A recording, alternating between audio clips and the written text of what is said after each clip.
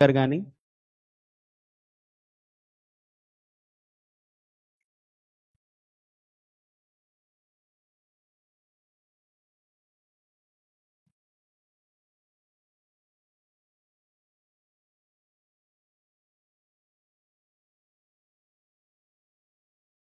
తర్వాత అక్క కాంతికళ గారిని స్టేజ్ పైకి ఆహ్వానించుకుందాం ప్రియులారా.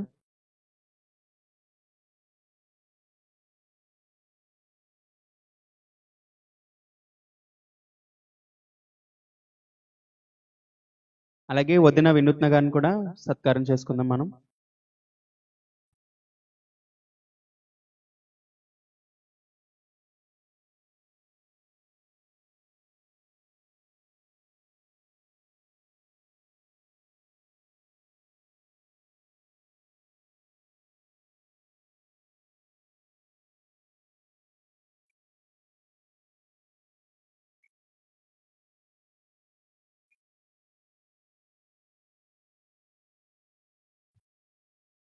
ఈ సమయాన్ని అన్నయ్యకి అప్పగిస్తుండగా దయచేసి మీ కరతాళ ధ్వనుల మధ్య ఆహ్వానం పలకవలసిన కోరుచున్నాం.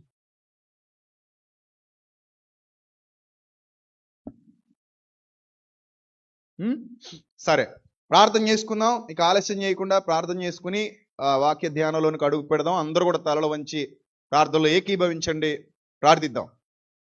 సర్వశక్తుడా, సర్వోన్నతుడా, దయగల ప్రభువా, కృపగల దేవ, ఏమిచ్చి రుణము తీర్చుకోగలం తండ్రి. మీరు చేసిన ఉపకారములకు, మీరు చేసిన మేలులకు మేమేమి చెల్లింపగలము దేవా. మా జీవిత కాలమంతయు కృతజ్ఞతాస్తుతులు చెల్లింపబద్దులమై ఉన్నాం తండ్రి. దయగల ప్రభువా, మాకు ఆరోగ్యాన్నిచ్చి, ఆసక్తినిచ్చి, బలాన్నిచ్చి, శక్తినిచ్చి, జీవాన్నిచ్చి మీ సన్నిధిలో ఈ విధంగా నిలువబెట్టి తండ్రి, ఈరోజు మిమ్మల్ని స్తుతించడానికి, మిమ్మల్ని మహిమపరచడానికి ప్రభువా, ఈ నూతన సంవత్సరంలో మొదటి రోజు మీతో ఆరంభించడానికి, మీతో ముగించడానికి ప్రభువా, మీరు మాకు దయచేసిన ఈ అపూర్వమైన అమూల్యమైన వాత్సల్యమును బట్టి ఏమిచ్చి మీ రుణము తీర్చుకోగలము. దయగల ప్రభువా, ఇప్పుడు కూడా మరొకసారి అక్షయాహారంతో మా హృదయాలు తృప్తిపరచబోతున్నారు. మేము నమ్ముతున్నాం తండ్రి. ఇంకా బలపరచండి, దీవించండి, శక్తినివ్వండి, జ్ఞానం ఇవ్వండి తండ్రి.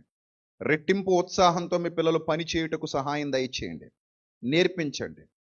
సమస్త ఘనత, మహిమ, ప్రభావములు మీకే చెల్లిస్తూ, కృపగల దేవా, మీ దీన దాసునిగా మీ ఆత్మ సహాయమును అర్థిస్తూ యేసుక్రీస్తు వారి శ్రేష్టమైన అతి పవిత్రమైన నామంలో ఈ ప్రార్థన మనవులు సమర్పిస్తూ జవాబు పొందుకొనుచున్నాం మా కన్న తండ్రి, ఆమెన్.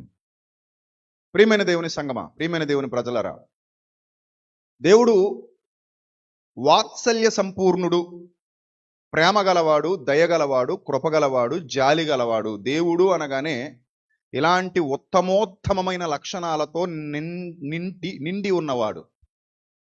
మానవునిలో కల్మషం ఉండొచ్చు, మానవునిలో చెడు ఉండొచ్చు, మానవునిలో దుర్మార్గత ఉండొచ్చు, అసహ్యకరమైన ఆలోచన విధానాలు ఉండొచ్చు, కానీ సర్వశక్తుడైన దేవునిలో అలాంటివి ఏవి ఉండవు, ఉండడానికి అవకాశం లేదు. అలాంటి గొప్పవాడు, కరుణా సంపన్నుడు సర్వశక్తుడైన దేవుడు. ఆయన ప్రపంచం అంతా బాగుంటే మేలు చేసేవాడు కాదు. ప్రపంచం బాగోకపోయినా తన ప్రేమను వెల్లడి చేస్తూ మేలు చేసేవాడు. మనుషులు బాగుంటేనే ఇచ్చేవాడు కాదు. సాధారణంగా మనిషి స్వభావం ఎలా ఉంటుందంటే, బాగుంటే మనతో ఇస్తాం, బాగోకపోతే ఇవ్వం. బాగుంటే మంచి కోరతాం, బాగోకపోతే మంచి కోరం. సాధారణంగా మనుషుల స్వభావాలు అలా ఉంటాయి. కానీ దేవుడు అలా కాదు. ఆయన మంచివారి మీద, చెడ్డవారి మీద అదుగో సూర్యుని ఉదయింపజేశాడు.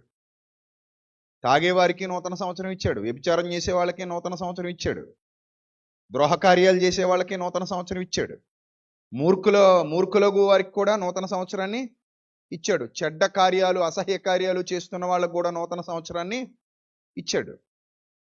అలాగే మంచి వాళ్ళకు కూడా ఇచ్చాడు. నీతిగా యథార్థంగా ఆయన సన్నిధిలో నిలబడే వాళ్ళకు కూడా ఆయన ఆ నూతన సంవత్సరాన్ని అనుగ్రహించాడు.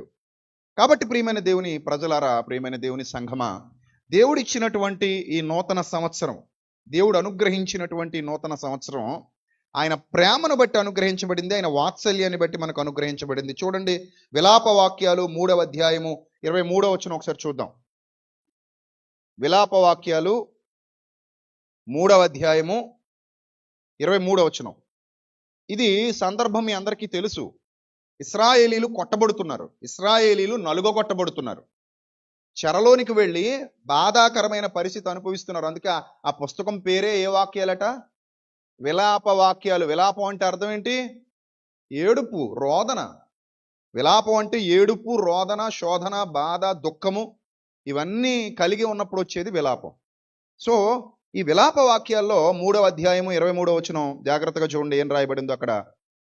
అనుదినము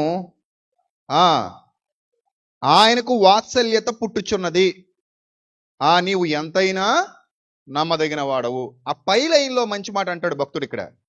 ఆ పై లైన్ ఏంటంటే ఏమంటాడు తెలుసా? 22, యెహోవా కృపగలవాడు, ఆయన వాత్సల్యత ఎడతెగక నిలుచున్నది గనుక మనం చావలేదన్నాడు అక్కడ. పాయింట్ అందరూ అర్థం చేసుకోవాలి. నేను ఎందుకు నిర్మూలం కాలేదు, నేను ఎందుకు నూతన సంవత్సరంలోకి అడుగు పెట్టాను, నాకెందుకు నూతన సంవత్సరం అనుగ్రహించబడింది అని అంటే ఇక్కడ చెప్తున్నాడు, చాలా స్పష్టంగా చెప్తున్నాడు, యెహోవా కృపగలవాడు గనుక. ఒక దుర్మార్గుడు ఈ మాట గుర్తు చేసుకోవాలి.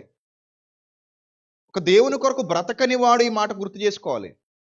దేవుని యందు సంపూర్ణమైన భయభక్తులు లేని వారు ఈ మాట గుర్తు చేసుకోవాలి. వాళ్ళు అనుకోవచ్చు, నేను అది గొప్పవాడిని కాబట్టి, నేను గొప్పదాన్ని కాబట్టి, నేను మంచివాడిని కాబట్టి, మంచిదాన్ని కాబట్టి, ఈ సంవత్సరంలో చాలా మంది చెట్టు నుండి పండు రాలిపోయినట్టు రాలిపోయినప్పటికీ నన్ను ఇంకా నిలబెట్టాడు, చెట్టుకు అంటుకుని ఉన్నాను, ఇంకా ఈ భూమి మీద నాకు నూకలు ఉన్నాయి, ఈ భూమి మీద నేను బ్రతికున్నాను, నేను ఇంకా చక్కగా ఆరోగ్యంగా ఆయుష్ కలిగి తిరుగుతున్నాను, తింటున్నాను, హ్యాపీగా ఉన్నాను, హ్యాపీ న్యూ ఇయర్ అని చెప్తున్నాను అని అనుకోవచ్చు.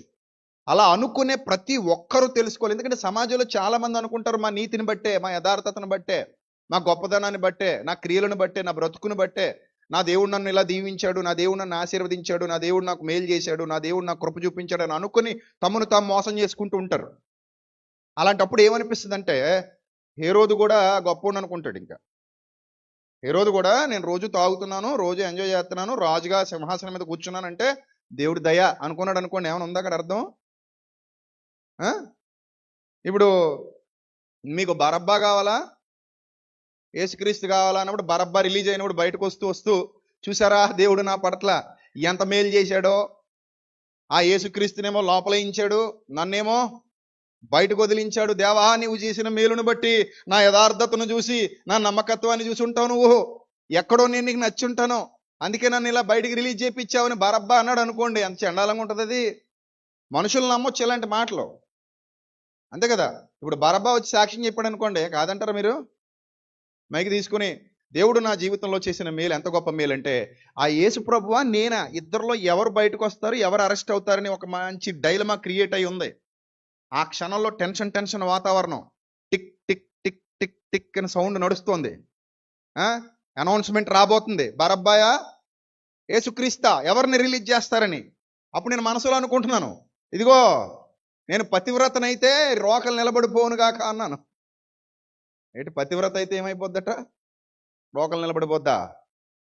అప్పుడు బరబ్బా నేను పతివ్రతనైతే తప్పకుండా రిలీజ్ అవుతాను, ఈ యేసుక్రీస్తు మీద నేను విజయం సాధిస్తాను. యేసుక్రీస్తు మీద విజయం సాధించినంత మాత్రాన బరబ్బా దేవునికి ఇష్టడు అనుకోవాలా? బరబ్బా బయటికి రిలీజ్ అయిపోయాడు, అంత మాత్రాన దేవుడు అతనికి మేలు చేశాడా అంటే అది దేవుడు అతని యథార్థతను చూసి చేసిన మేలు అనుకోవాలా? అతని నమ్మకత్వాన్ని బట్టి చూసి చేసిన మేలు అనుకోవాలా? చాలా మంది ఈరోజు ఎలా అనుకుని బతికేస్తున్న వాళ్ళు ఉన్నారు ప్రపంచంలో. పిల్లత అలాగే అనుకుని ఉంటాడు. అందుకే భార్య కబురు పంపింది, నువ్వు ఎక్స్ట్రాలు చేయకు, నువ్వు ఎక్స్ట్రాలు చేసి అందులోకి ఇన్వాల్వ్ అవ్వకో, ఆ నీతిమంతుని రక్తం నీ చేతులకు అంటుకోవడానికి వీలు లేదు అని అనగానే కొంచెం రియలైజ్ అయ్యాడు, వెంటనే చేతులు కడుక్కుంటాడు.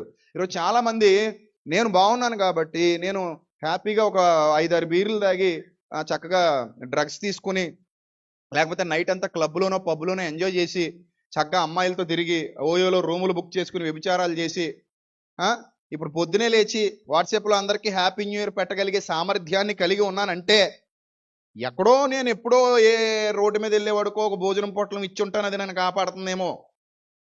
ఎక్కడో ఎప్పుడో ఏ అనాథ పిల్లల దగ్గరకు వెళ్ళి 4 బిస్కెట్లు, 2 చాక్లెట్లు, 2 పెన్సిళ్ళు పంచి ఉంటాను, అది నన్ను కాపాడుతుందేమో. లేకపోతే ఎక్కడో ఎవరో చందా కోసం వస్తే వాళ్ళకి ఒక 50 రూపాయలు 100 రూపాయలు చందా ఇచ్చి ఉంటాను, అది నన్ను కాపాడుతుందేమో. లేకపోతే ఎక్కడో నేను గుడికెళ్ళి గుళ్ళో అజ్ఞాత భక్తుల్లాగా ఒక మూటేసి వచ్చేసాను, అది నన్ను కాపాడుతుందేమో, లేకపోతే సంవత్సరానికి ఒకసారో 2 సార్లు నేను ఏదో భక్తి తీసుకుంటుంటాను, లేదా ఏదో అదేదో చేయిస్తుంటాను, లేకపోతే ఏదో ఒక చోటకి వెళ్ళొస్తుంటాను ఏ కొండ దగ్గరకో, కాబట్టి అది నన్ను కాపాడుతుందేమో అని అనుకుంటే అది ఎంత తప్పో ఇక్కడ భక్తుడు రివీల్ చేశాడు ఒక సీక్రెట్.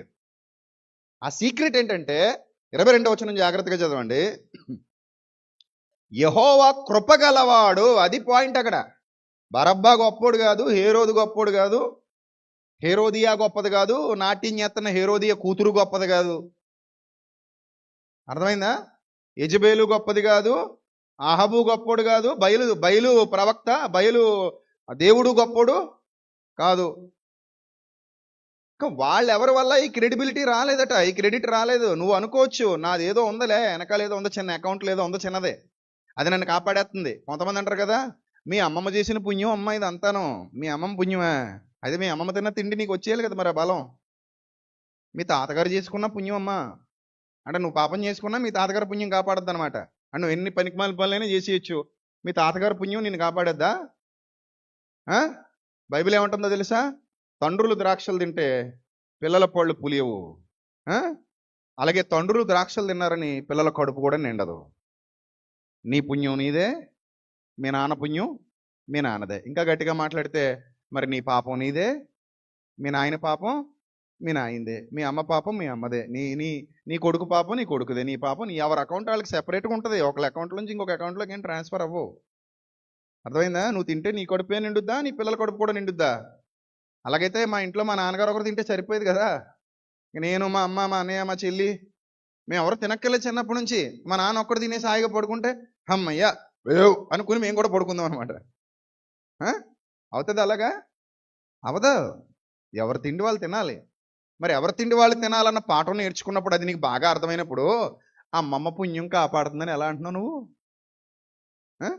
నాన్నగారి పుణ్యం ఇది అని ఎలా అంటున్నావు నువ్వు? సో నాన్నగారి పుణ్యం నాన్నగారిదే, నీ పుణ్యం నీదే. నాన్నగారి పాపం నాన్నగారిదే, నీ పాపం నీదే. అందుకే ఎవరి పాపములు వారి వెంట పోవచ్చున్నవి. కొందరి పాపాలు ముందు పోతున్నాయట, కొందరి పాపాలేమో వెనకొస్తున్నాయట. ఎవరిది ఆల్దే నాయన.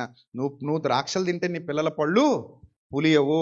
ఒకవేళ తండ్రి ద్రోహి అయినా కూడా కుమారుడు మంచోడైతే తండ్రికి వచ్చిన శిక్ష కుమారుడికి రాదన్నాడు. అలాగే తండ్రి మంచోడైనా కూడా కుమారుడు మంచోడు కాకపోతే తండ్రికి వచ్చిన దీవెన కుమారుడికి రాదన్నాడు. కాబట్టి ఎవరి దీవెన వాళ్ళదే, ఎవరి శాపం వాళ్ళదే అని నూతన నిబంధన చాలా స్పష్టంగా చెప్పేసింది. పాత నిబంధనలో కొన్ని సంగతులు మరుగై ఉన్నాయి కాబట్టి జనాలు అపార్థం చేసుకునేవారు. ఆ అపార్థాలు ప్రారంభ శతాబ్ద కాలంలో కూడా ఉన్నాయి కాబట్టి యేసుప్రభుని అడుగుతారు, వీడు గుడ్డివాడే పుట్టుటకు ఎవడు పాపం చేసినా అడుగుతారు. వాళ్ళు తెలియక వీడా వీని కన్నవారా అని అడుగుతారు. అప్పటికి తెలియదు వాళ్ళకి. అప్పుడు యేసుప్రభు రివీల్ చేశాడు ఒక సీక్రెట్, వీడు చేయలేదు వీడిని కన్నవారు చేయలేదని. సో అంటే దాని అర్థం ఏంటంటే ఎవరిది ఆళ్ళదే. ఇప్పుడు నీది నీదే, నీ అకౌంట్లో నీదే. నువ్వు తింటే నీ కడుపే నిండుద్ది, నేను తింటే నా కడుపు నిండుద్ది. నేను మానేస్తే నేను ఉపవాసం ఉన్నట్టు, నువ్వు మానేస్తే నువ్వు ఉపవాసం ఉన్నట్టు. నువ్వు చేస్తే నీకు ఫలం, నేను చేస్తే నాకు ఫలం. నువ్వు విత్తిన విత్తనం నువ్వు కోస్తావు, నేను విత్తిన విత్తనానికి సంబంధించిన పంట నేను కోస్తాను. కాబట్టి ఎవరిది వాళ్ళదే. ఇది అర్థమైనప్పుడు నువ్వు గుర్తుపెట్టుకో, నువ్వు ఏ స్థితిలో ఉన్నావో నీకు మాత్రమే తెలుసు, నాకు తెలీదు. ఇప్పుడు నువ్వు అనుకోవచ్చు, ఈ సంవత్సరం అంతా నేను కాలం గడిపేశాను, నేను నీతిగా లేను, యథార్థంగా లేను, దైవభక్తి లేదు, దేవుని కోసం ఏ పని చేయలేదు, దేవుని కోసం అసలు బతకలేదు, దేవుని ఇష్టాన్ని నెరవేర్చలేదు, దేవుని పనుల్లో నేను పాలిభాగం తీసుకోలేదు, కనీసం ఆయన పనిలో సహకారిగా కూడా లేను, నాకు సామర్థ్యం ఇచ్చినా కూడా నేను ఆ సామర్థ్యాన్ని సద్వినియోగం చేసుకోలేదు. దేవుడు నాకు మంచి సామర్థ్యం ఇచ్చాడు ఆయన పని చేయడానికి, కానీ ఆ సామర్థ్యాన్ని నేను వినియోగించుకోకుండా నా కోసమే వాడుకున్నాను, నా కుటుంబం కోసమే వాడుకున్నాను, నా స్వార్థానికి వాడుకుని బతికేశాను. అయినా కూడా దేవుడు నాకు నూతన సంవత్సరాన్ని ఇచ్చాడు అని మీలో ఒకవేళ ఎవరైనా అనుకుంటే, అందరూ కాదు, ఎందుకంటే ఇక్కడ చాలా మంది భక్తి గలవారు ఉన్నారు, యథార్థవంతులు ఉన్నారు, నీతిమంతులు ఉన్నారు, చక్కగా దేవుని కోసం పాడేవారు ఉన్నారు, చక్కగా దేవుని కోసం పనిచేసేవారు ఉన్నారు, చక్కగా దేవుని ఇష్టాన్ని నెరవేర్చేవారు ఉన్నారు, దేవుని పనిలో సహకారులు ఉన్నారు, దేవుని కొరకు చావడానికి కూడా సిద్ధపడేటువంటి గుంపు ఇక్కడ ఉంది. అందులో కొందరు ఇక్కడ నాకు తెలుసు ప్రత్యక్షంగా. అయితే కొంతమంది అనుకోవచ్చు, ఒకవేళ అలాగా ఎవరైనా అనుకుంటే, నా నీతిని బట్టి నాకు నూతన సంవత్సరం వచ్చింది, నా యథార్థతను బట్టి నాకు నూతన సంవత్సరం వచ్చింది, నా గొప్పతనాన్ని బట్టి నాకు నూతన సంవత్సరం వచ్చింది, నా ఔన్నత్యాన్ని బట్టి నాకు నూతన సంవత్సరం వచ్చిందని ఒకవేళ మీలో ఎవరైనా అనుకుంటే గుర్తుపెట్టుకోండి, 22వ వచనం ఇర్మియా చెప్తున్నాడు విలాప వాక్యాల ద్వారా. ఇశ్రాయేలు ప్రజలకి దెబ్బ తినేస్తున్నారు అప్పటికే, గట్టి దెబ్బ, మామూలు దెబ్బ కాదు అది. బైబిల్ గ్రంథంలో ఒక ఏడుపు గొట్టు పుస్తకం ఉందంటే అది ఇదే. ఏది? విలాప వాక్యాలు. చాలా ఒక ఒక ఒక రకమైన తీవ్రమైన క్షోభ.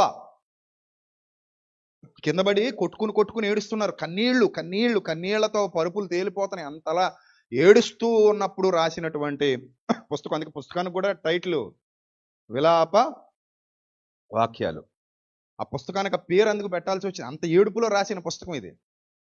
అప్పుడు అంటున్నాడు, అరే నాయన, ఇంకా ఈ స్థితి మనకు మిగిలిందంటే, ఇంకా మనం ఇలా ఉన్నామంటే దానికి కారణం మన గొప్పతనం కాదురా నాయన. మనమేదో గొప్పోళ్ళమని ప్రభు మనకి అవకాశాలు ఇవ్వలేదు. మనమేదో మంచోళ్ళమని ప్రభు మనకి అవకాశాలు ఇవ్వలేదు. మనకి అవకాశం ఎందుకు వచ్చిందంటే, ఈ స్థితిలో కూడా నీకు మేలు ఎందుకు జరిగిందంటే, నీకు ఎందుకు ఆయన కృప తోడుగా ఉందంటే, నీకు ఎందుకు ఆయన కృప లభించిందంటే, నువ్వెందుకు రాత్రి చక్కగా పడుకుని పొద్దున్న నిద్ర లేవగలిగావంటే అది నీ గొప్పతనం కాదు.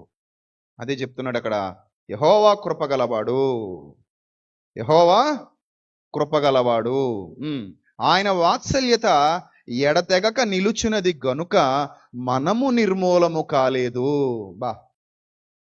దేవునామానికి మహిమ కలుగును గాక. నీ అంతటి నువ్వుగా ఆయనకి చెప్పాలి, ప్రభువా నీకు కృతజ్ఞతాస్తుతులు చెల్లిస్తున్నాను తండ్రి. నా గొప్పతనాన్ని బట్టి నాకు నూతన సంవత్సరం ఇవ్వలేదు ప్రభువా. నా గొప్పతనాన్ని బట్టి నాకు ఈ ఆశీర్వాదం ఇవ్వలేదు తండ్రి. నా గొప్పతనాన్ని బట్టి నువ్వు నాకు ఈ దీవెన ఇవ్వలేదు ప్రభువా. పాపక్షమాపణ కూడా నీ క్రియలను బట్టి రాలేదట. మరి ఎందుకు, ఎలా వచ్చిందట? కృప ద్వారానే రక్షింపబడ్డాం మనం. అర్థమైందా? కృప ద్వారానే రక్షింపబడ్డాం. కాబట్టి దేవుని మాట ఒకసారి గుర్తుకు తెచ్చుకోండి. మన నీతిని బట్టో మన యథార్థతను బట్టో మనం నిలిచి లేము. మీకు ఇంకా అర్థం కావాలంటే ఇంకొక ఎగ్జాంపుల్ చెప్తాను. ఇది యేసు ప్రభు వారు దీనికి మరొక జెరాక్స్ కాపీ తీశారు. ఇప్పుడు మీరు ఏదైతే విలాప వాక్యాల్లో చదువుకున్నారో దానికి ఒక జెరాక్స్ కాపీ ఉంటుంది. ఆ జెరాక్స్ కాపీ చూపిస్తుందని చూడండి. లూకాసు వార్త 13వ అధ్యాయం. లూకాసు వార్త 13వ అధ్యాయము మొదటి నుంచి చదువుదాం. ఇప్పుడు మీరు విలాప వాక్యాల్లో చదువుకున్న రెఫరెన్స్ అందరూ గుర్తుపెట్టుకోవాలి. ఏమా, అది గుర్తుపెట్టుకుని ఈ రెఫరెన్స్ చదవండి. లూకాసు వార్త 13వ అధ్యాయము మొదటి వచనం. పిలాతు గలిలయులైన కొందరి రక్తం వారి బలులతో కలిపేసాడట. అంటే వీళ్ళందరూ వాళ్ళ బలులు ఎక్కడైతే బలులు ఇస్తారో, ఎద్దులు మేకలు గొర్రెలు బలిస్తారో అక్కడ రక్తం పారుతుంది కదా. బలిచ్చే చోట ఏముంటుంది చెప్పండి? రక్తం ఉంటుంది కదండి. బలిచ్చే చోట అంతా రక్తం ఉంటుంది కదా. ఎందుకంటే నరుకుతారు అక్కడ. ఎద్దుల్ని మేకల్ని గొర్రెల్ని నరుకుతారు, కోళ్ళని నరుకుతారు. అలా నరికే చోట అంతా రక్తం ప్రవహిస్తూ ఉంటుంది. అక్కడట వీళ్ళ రక్తం కూడా కలిపేసాడట. అంటే ఆ బలుల్లో బలు అయిపోయారనమాట వీళ్ళు. కొంతమందిని పిలాతు చంపించేశాడు. మీరు అనుకోవచ్చు పిలాతు ఏమంత మంచోడేం కాదు, చాలా క్రూరుడే. కానీ యేసుప్రభు దగ్గర చేతులు కడుక్కున్నాడు కదా అనేసరికి, అంటే వాళ్ళ ఆవిడ కబురు పెట్టింది అది. ఇదిగో రాత్రి నేను చూశాను, మిక్కిలి బాధపడ్డాను, కల్లో మామూలుగా ఉండదు ఆయన, నువ్వు అనుకున్నట్టేమి అనీతిమంతుడు కాదు, కావాలంటే నువ్వు చెక్ చేసుకో, నీకు ఎక్కడ దొరకదు ఆయనలో పాపం, అనవసరంగా కీడు కొట్టేస్తుంది. ఎవరికైనా దైవభయం ఉంటుంది కదండి. ఇక్కడ బతుకుతున్నామంటే అడ్రస్ లేని వాళ్ళు మనం, ఆయన ఇవ్వకపోతే. ఎవరికైనా దైవభయం ఉండాల్సిందే. గుండె నాకు చెప్పి కొట్టుకోదు, నాకు చెప్పి లోపలేవి పని చేయు. నేను తిరుగుతున్నానంటే తిరిగి ఏదో ఇంటికి వచ్చాను. 100 సార్లు బండి మీద తిరిగాం, 100 సార్లు కార్ల మీద తిరిగాం, ఇంటికి వచ్చేసామంటే అది మన గొప్పతనం ఏంటి? దేవుని కృప. మన చేతిలో ఏముందండి? నేను ఒక వీడియో చూశాను. ఇది ఒక రోడ్డు, పక్కన పెద్ద కాలువ ఉంది, అది ఎండిపోయి ఉంది, పక్కన వేరే రోడ్డు ఉంది. ఈ రోడ్లో స్పీడ్గా వచ్చేసి ఒక్క గుద్ది ఆ కాలువలోంచి ఎండిపోయిన ఇలా ఉంది అది రోపులాగా, అందులోంచి దిగి ఆ పక్క రోడ్డు మీదకి వెళ్ళిపోయాడు. అసలు దానికి దీనికి ఇంచుమించు ఎంత గ్యాప్ ఉందంటే చాలా ఎక్కువ గ్యాప్ ఉంది. ఈ గ్యాప్లోంచి ఆడు ఎంత వేగంతో వచ్చి ఇందులోంచి దిగి ఆ పక్క రోడ్డుకి వెళ్ళిపోతే, ఆ పక్క రోడ్లో ఒక కారు, ఒక లారీ మొత్తం టక్ టక్ టక్ టక్ కొడేసుకుని పీస్ అయిపోయారు. ఏమన్నా ఆ రోడ్లోంచి కాలువ దిగి మన రోడ్లకు వ్యాన్ వచ్చేద్దని మనం ఎక్స్పెక్ట్ చేస్తామా? వెళ్ళిపోయేటప్పుడు ఎలా వెళ్తాం మనం? కొట్టుకుపోతాం. ఈ ఏలూరు రోడ్డు ఉందనుకోండి, ఏ రోడ్డు, మన దివాన్ చెరువు నుంచి ఏలూరు హైవే ఉంది కదా, కొత్తగా వేసాడు. నేను అలా పడుకుంటాను, వీళ్ళు డ్రైవింగ్ చేస్తారు మన వాళ్ళు కుర్రాళ్ళు, ఈ రాజు కానీ లేకపోతే మన రాజేష్ కానీ, వీళ్ళు డ్రైవింగ్ చేసేటప్పుడు ఎలా డ్రైవింగ్ చేస్తారో తెలిసి వీళ్ళు సర్రమని వెళ్ళిపోతుంటారు. 110, 100 ఎక్కేస్తుంటారు, లేకపోతే 80, 90 మీద వెళ్తుంటుంది బండి. ఏంటి వీళ్ళ ఎక్స్పెక్టేషను? ఈ రోడ్లో ఎదురుగా వచ్చేవేవి ఉండవు, మనమేం వెళ్తాము, అంతేనా? ఈ రోడ్లో ఎదురుగా ఎవరో రారు, మనం మాత్రమే వెళ్తాము. ఎవడైనా ఒకవేళ వచ్చేవాడు అంటే అటు నుంచి వస్తాడు, ఇటు నుంచి రాడు, ఆడు అటు నుంచి ఇటు కూడా వచ్చేస్తాడు ఒక్కోసారి అని అనిపించింది నాకు. మన దరిద్రం బాగోపోతే ఏమవుతుందట, అటు నుంచి ఆ డివైడర్లు దాటుకొని ఆ అడ్డంగా ఉన్న వాటిని గుద్దుకొని అవసరమైతే కాలువలో దిగి మరీ పైకి వచ్చేస్తాడు. మన టైం బాగాలేదనుకోండి అంతే. అప్పుడు అనిపిస్తుంది నాకు ఇలాంటివి చూసినప్పుడు, ప్రభువా ఇలాంటి ప్రయాణాలు నేను చాలా చేశాను. ఈ 100-80 మీద నా కారు కూడా చాలా సార్లు వెళ్ళింది. ఒక్కసారి నేను కొన్న రెప్పేసానంటే 110 ఎక్కేసేవాడు ఈ రాజుగాడు. ఒకసారి 110, 115, 120 ఎక్కేస్తుంటాడు. దుబాయ్ అది అనుకోండి, చాలా భయంకరంగా వెళ్ళొచ్చు స్పీడ్ అక్కడ. మొన్న ఆయన మమ్మల్ని తీసుకెళ్ళిన ఆయన 200 ఎక్కితే ఎలా ఉంటుందని చూపిస్తే నమస్కారం పెట్టేశాను నేను. ఏమండో భయంగా ఉందే, ఆపేయండి బాబు ఇక్కడ అంటే. అక్కడ 200 కూడా ఏమి అనిపించదు. 200 అని సింపుల్గా ఉంటుంది, మనకు లోపలికి ఏం తెలీదు, సౌండ్ కూడా రాదు. ఆయన కారులో అయితే, మైనర్ బాబు గారి కారులో అయితే రేంజ్ రోవర్ అయింది, దాదాపు 4 కోట్ల ఎంతో కారు అది. ఆ కారులో అసలు సౌండ్లు కూడా రావాలా, 200 ఎక్కినా కానీ ఏం పెద్ద అనిపించదు. అప్పుడు నాకు అనిపించింది, అమ్మో వద్దండి దింపండి, అవసరం లేదండి బాబు. సో అంటే ఇప్పుడు ఈ వేగం మీద మనం వెళ్ళినప్పుడు కూడా మనకేం అవ్వలేదంటే దాని అర్థం ఏంటి చెప్పండి? దేవుని కృపంతే. నేను 70 మీద కొట్టేశాను బండి, 80 మీద కొట్టేశాను, గొప్పకే. ఎంతలో వచ్చానో తెలుసా అంటాడు ఒకడు. ఎంతలో వచ్చా? పోయే కాలం దగ్గర పెట్టుకొచ్చావు అంతే. పోయే కాలాన్ని పక్కన పెట్టుకొచ్చావు, ఎంతలో వచ్చాను తెలుసా అనుకో. 70 మీద వచ్చేసాను, 80 మీద వచ్చాను, బండి చెత్త కొట్టుకు వచ్చేసాను అని చెప్తుంటాడు ఇంటికి వచ్చి భార్యతో. వద్దు. అయినా నువ్వు ఉన్నావంటే ఎన్ని ప్రయాణాలు చేసి ఉంటావు చెప్పు. నువ్వు ఎన్ని లీటర్లు పెట్రోల్ కొట్టించేసి ఉంటావు, ఫుల్ ట్యాంకులు అన్నీ వాడేసావు కదా. ఎన్నిసార్లు ట్రైన్ ఎక్కి దిగిపోయి ఉంటావు, ఎన్నిసార్లు బస్సులు ఎక్కేసి ఉంటావు, ఎన్నిసార్లు ఆటోలు ఎక్కేసి ఉంటావు, ఎన్నిసార్లు అసలు ఆడవాళ్ళు గొప్ప ఇంకా ఒక పక్క కూర్చుంటారు ఇలాగా. మొన్న ఒక ఆవిడ ఒక పక్క కూర్చు కాలు మీద కాలు వేసింది, అవసరమా? గొత్తులో పెట్టాడు అలా ఆయన. వెనకాల కూర్చున్నప్పుడు వందనంగా కూర్చోవాలి, కాలు మీద కాలు వేయకూడదు. మీరేమన్నా జమీందారు లేటి బట్టి మీద కూర్చో కాలు మీద కాలు వేయడానికి? ఎగిరి గోతులో పడిపోయింది, నడుము విరిగిపోయింది. సో చాలా రిస్క్ జర్నీ మీది. ఇప్పుడు 2 పక్కల కూర్చున్నాడైతే కొంచెం గట్టిగా పట్టుకోవడానికి ఉంటుంది. పాపం ఆడవాళ్ళు ఎలా కూర్చుంటారు? చీరలు కట్టుకుంటే, పంజాబ్ డ్రెస్ వేసుకున్నారు అనుకోండి 2 పక్కలు కూర్చోవచ్చు, ఛాన్స్ ఉంటుంది. ఈ చీరలు కట్టుకున్నప్పుడు ఒక పక్క తిరిగి కూర్చుంటారు. ఈ ఒక పక్క తిరిగి కూర్చున్నప్పుడు ఏమవుతుంది? రిస్క్ ఎక్కువ. గుద్దితే ముందు మనమే కొబ్బరి బొండంలో వచ్చేస్తాం ముందుకి. దేనైనా గుద్దినా, బ్రేక్ కొట్టినా సర్రమని వచ్చేస్తుంటారు కిందకి. సో అలాంటి రిస్క్ జర్నీలు ఎన్ని చేసేసి ఉంటారు మీరు ఇప్పటికి చెప్పండి? సో ఇన్ని రిస్క్ జర్నీలు చేసినా మీకేమీ అవలా అంటే దాని అర్థం ఏంటి చెప్పండి? ఇప్పుడు నేను సూపర్ డూపర్ డ్రైవర్ని కాబట్టి అంటావా? నాకు ఇంటర్నేషనల్ డ్రైవింగ్ లైసెన్స్ ఉందంటావా? మరేంటి 7 సంవత్సరాలు ప్రాక్టీస్ అండి అంటావా? ఎక్స్పీరియన్స్డ్ పర్సన్ అండి అంటావా? కాదురా నాయన, దేవుడు ఉచితంగా నీకు కృప చూపించాడు కాబట్టి నువ్వు నిర్మూలం అవ్వలేదు అంతే. అది గుర్తెట్టుకో. ఇక్కడ ఏం రాయబడింది చదువు, లోకసువార్త 13. పిలాతు గలిలయలైన కొందరు రక్తం ఎక్కడైతే వాళ్ళు బలులిస్తారో ఆ బలులతో పాటు కలిపేశాడట. ఆ కలిపేస్తే ఆ కాలమున అక్కడ ఉన్న కొందరు ఆ సంగతి యేసు ప్రభు దగ్గరకు వచ్చి చెప్పారట, ప్రభువా వాళ్ళు చచ్చిపోయారు ప్రభు, తెలుసా నీకు? ఆ బళ్ళు ఇస్తారు కదా, ఆ బళ్ళు ఇచ్చేటప్పుడు వాళ్ళ రక్తంతో వీళ్ళ రక్తం కూడా, ఆ బలుల రక్తంతో, ఆ గొర్రెల యొక్క మేకల యొక్క రక్తంతో వీళ్ళ రక్తం కూడా కలిసిపోయింది, తెలుసా ప్రభు నీకు అన్నారట. అప్పుడు యేసు ప్రభు ఏమనాలి? అవునా అండ ఆయన అన్నీ కోరితే దిగిపోవాలి ఎక్కడికో. బాణాలు అలా ఉంటాయి ఆయన వేసేవి. షూట్ చేసాడంటే బుల్లెట్ ఎక్కడికో పోద్ది.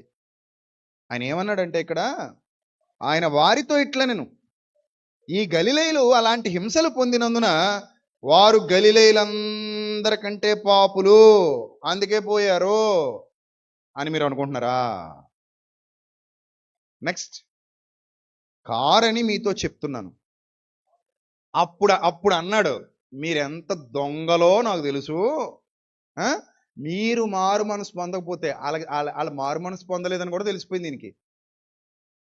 ఏమండి, మారు మనసు పొందలేదని మనం మనిషిని చూసి చెప్పగలమండి? చెప్పగలమా? మన తరమా అసలు. ఇప్పుడు ఇక్కడ ఇంతమంది ఉన్నారు, అందరూ నా దృష్టికి అందరూ నీతిమంతులే. ఇప్పుడు చర్చికి వచ్చారు కాబట్టి. రేపు పొద్దున ఏ విలేకరన్నా మన సురేష్ గారు లాంటి వచ్చి రాయాలనుకోండి పేపర్లో, ఏం రాస్తాడు ఆయన? ఇప్పుడు అనేక మంది భక్తులు హాజరైనారు అని రాస్తాడు తప్ప కొందరు భక్తులు కొందరు భక్తిహీనులు హాజరైనారని రాస్తాడా? కొందరు విశ్వాసులను కొందరు అవిశ్వాసులను కూడా దేవుని సన్నిధికి వచ్చినారు అని రాస్తాడా పేపర్లో ఆయన? మరి ఏం రాస్తాడు ఆయన పత్రికలో? బలభద్రపురంలో నూతన సంవత్సర ఆరాధనలు ఘనంగా జరిగినవి. అనేక మంది భక్తులు అనేక ప్రాంతంలో నుండి కొంచెం లేటుగా వచ్చినా లేటెస్ట్గా వచ్చి ఉన్నారు. వారు వచ్చి భక్తి శ్రద్ధలతో ప్రభువుని ఆరాధించారు. పలానా చర్చిలో ఘనంగా క్రిస్మస్ జరిగింది, పలానా చర్చిలో ఆ సంవత్సరాంతప ఆరాధన జరిగింది, వాచ్ నైట్ సర్వీసు, పలానా చర్చిలో భక్తులు వచ్చేసారు, ఇక్కడేమో ఈ భక్తులు వచ్చేసారు. ఇంకా అందరూ భక్తులు అగరబత్తులు కదా. కానీ ప్రభు ఏమంటాడు? మరి ప్రభు దగ్గర ఉన్నారట వీళ్ళు కూడా వచ్చి మళ్ళీ ఏం ఎరగని వాళ్ళు నిప్పత్తులాగా ఏమంటున్నారట? ప్రభువా, ఆ పిలాతువు కొంతమందిని చంపేశాడు ప్రభువా, వాళ్ళ రక్తం బలులతో కలిపేశాడు ప్రభువా అని అంటుంటే ప్రభు అన్నారు, అరే నాయన, అంటే ఏంటి మీ ఉద్దేశం ఏంటి? వాళ్ళు చచ్చిపోయారు కాబట్టి వాళ్ళు పాపాత్ములనా? వాళ్ళ కొత్త సంవత్సరం రాలేదు కాబట్టి వాళ్ళు పాపాత్ములనా? పాత సంవత్సరంలోనే పోయారు కాబట్టి వాళ్ళందరూ పాపాత్ములు, నువ్వు ఒక్కదానివే కొత్త సంవత్సరంలోకి వచ్చావు కాబట్టి, నువ్వు ఒక్కడే కొత్త సంవత్సరంలోకి వచ్చావు కాబట్టి నువ్వు మహాపరిశుద్ధుడు అనా నీ ఉద్దేశం? మరి ఏంది అని ఆయన అన్నాడు, మీరు గాని మారు మనసు పొందకపోతే పోతారు రే, మీరు కూడా అలాగే పోతారు, జాగ్రత్త అన్నాడు. మీరు కూడా అలాగే పోతారు, దాని అర్థం అదే, నేను వాడుక భాషలో చెప్తున్నా. మీరు కూడా అలాగే నశిస్తారు, జాగ్రత్త. మారు మనసు పొందకపోతే మీరు కూడా అలాగే నశిస్తారు, జాగ్రత్త అన్నాడు. దెబ్బ గుండె ఒకసారి ఆగి కొట్టుకుంటుంది. మరి అంతే కదా. అమ్మ బాబోయ్, ఈయన దగ్గర కుప్పిగంతులు ఇవ్వకూడదు, ఎందుకంటే ఈయన లోపల కూడా చదివేయగలడు. బయట చదవడం కాదు, ఏం చేయగలడు ఈయన? లోపల కూడా. చూడండి, అప్పుడప్పుడు చూడండి, కొంతమంది ఒక సామెత చెప్తుంటారు, ఆవులిస్తే పేగులు ఎక్కడేస్తారట. ఆవులిస్తే పేగులు ఎక్కడం అంటే తెలుసా మీకు? నేను చిన్నప్పుడు అనుకునేవాడిని, ఆవులిస్తే ఎద్దులు ఇస్తే పేగులు ఎలా లెక్కెడతారు, దాని అర్థం ఏంటి అనుకునేవాడిని చిన్నప్పుడు. తెలియక ఆవులిస్తే అంటే ఆవు ఇవ్వడం అని కాదు, అంటాం కదా అది. తర్వాత ఇప్పుడు అర్థమైంది నాకు. ఆవులించడం అంటే ఆవిలింతలు వస్తాయి కదా మనకి, ఆవిలిస్తేనట లోపల ఎన్ని పేగులు ఉన్నాయో అందులో చూసి లెక్కెట్టేస్తాడట. అది ఆడి టాలెంట్ అని చెప్పడానికి ఆ సామెత వాడతారు. ఇప్పుడు ఆ టాలెంట్ మనకు ఉందేటి? ఉందా? లెక్కెట్టగలరండి మీరు? లెక్కట్లేరు కదా. సో యేసు ప్రభువు లెక్కెట్టేస్తారు. ఆయన హృదయ రహస్యములు ఎరిగినవాడు, హృదయ రహస్యాలు తెలుసు ఆయనకి. సో కాబట్టి ఇంకో మాట అన్నాడు అక్కడ, అలాగే సిలోయము లేని గోపురం బడి చచ్చిన 18 మంది చచ్చారట. అప్పటికి ఏదో యాక్సిడెంట్ జరిగింది. వాళ్ళకి నూతన సంవత్సరం లేదు, ఆ సంవత్సరంలోనే పోయారు. నూతన సంవత్సరం ఇవ్వలేదు దేవుడు వాళ్ళకి. సిలోయము లేని గోపురం బడి చచ్చిన 18 మంది ఈ పాత సంవత్సరంలో చచ్చిపోయారు వీళ్ళు. గుర్తుపెట్టుకోండి, పాత సంవత్సరంలో చచ్చిపోయారు వీళ్ళు, కొత్త సంవత్సరంలోకి రాలేదు ఈ 18 మంది. ఈ 18 మంది కొత్త సంవత్సరంలోకి రాలేదు కాబట్టి, పాత సంవత్సరంలోనే చచ్చిపోయారు కాబట్టి, వాళ్ళు చచ్చిపోయారు కాబట్టి ఇంకా వాళ్ళకి నూతన సంవత్సరం లేదు కాబట్టి ఆ యెరూషలేములో కాపురం ఉన్న వారందరికంటే అపరాధులు అని మీరు తలస్తున్నారా? అపరాధులని మీరు తలస్తున్నారా? కారణి మీతో చెప్తున్నాను, ఒకవేళ మీరు మారు మనసు పొందకపోతే మీరు కూడా అలాగే పోతారా రే అన్నాడు.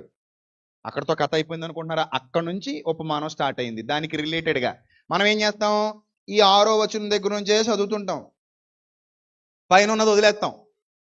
అసలు ఈ 6వ వచనం దగ్గర నుంచి ఆ ఉపమానం చెప్పడానికి గల కారణం ఏంటి? రీజన్ ఏంటి? పైన వాళ్ళు చూపిస్తున్న ఆ వేషధారణ.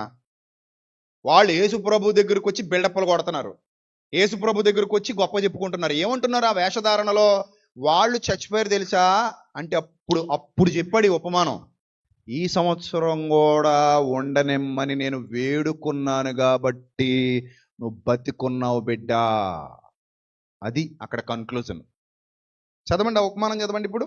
మరియు ఆయన వారితో ఎవరైతే సిలోయములో గోపురం పడి 18 మంది చచ్చారు, పిలాతు బలులతో కలిపేయడం వల్ల కొంతమంది చచ్చారు, మేము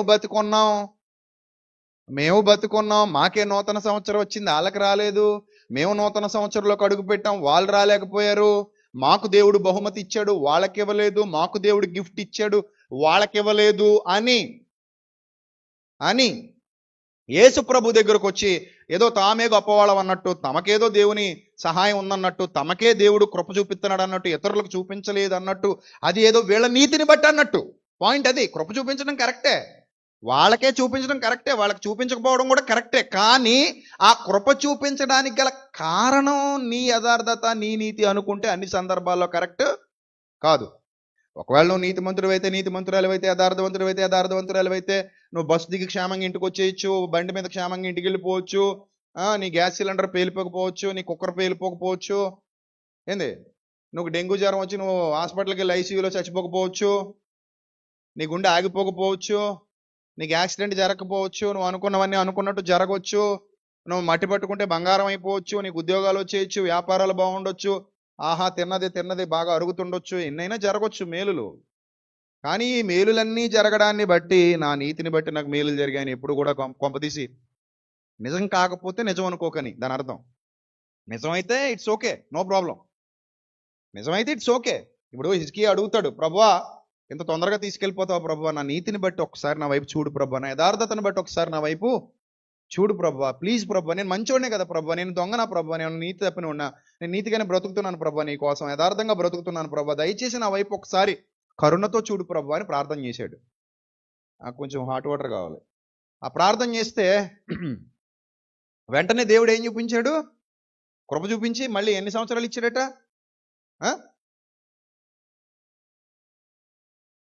బాగా హట్టుకుని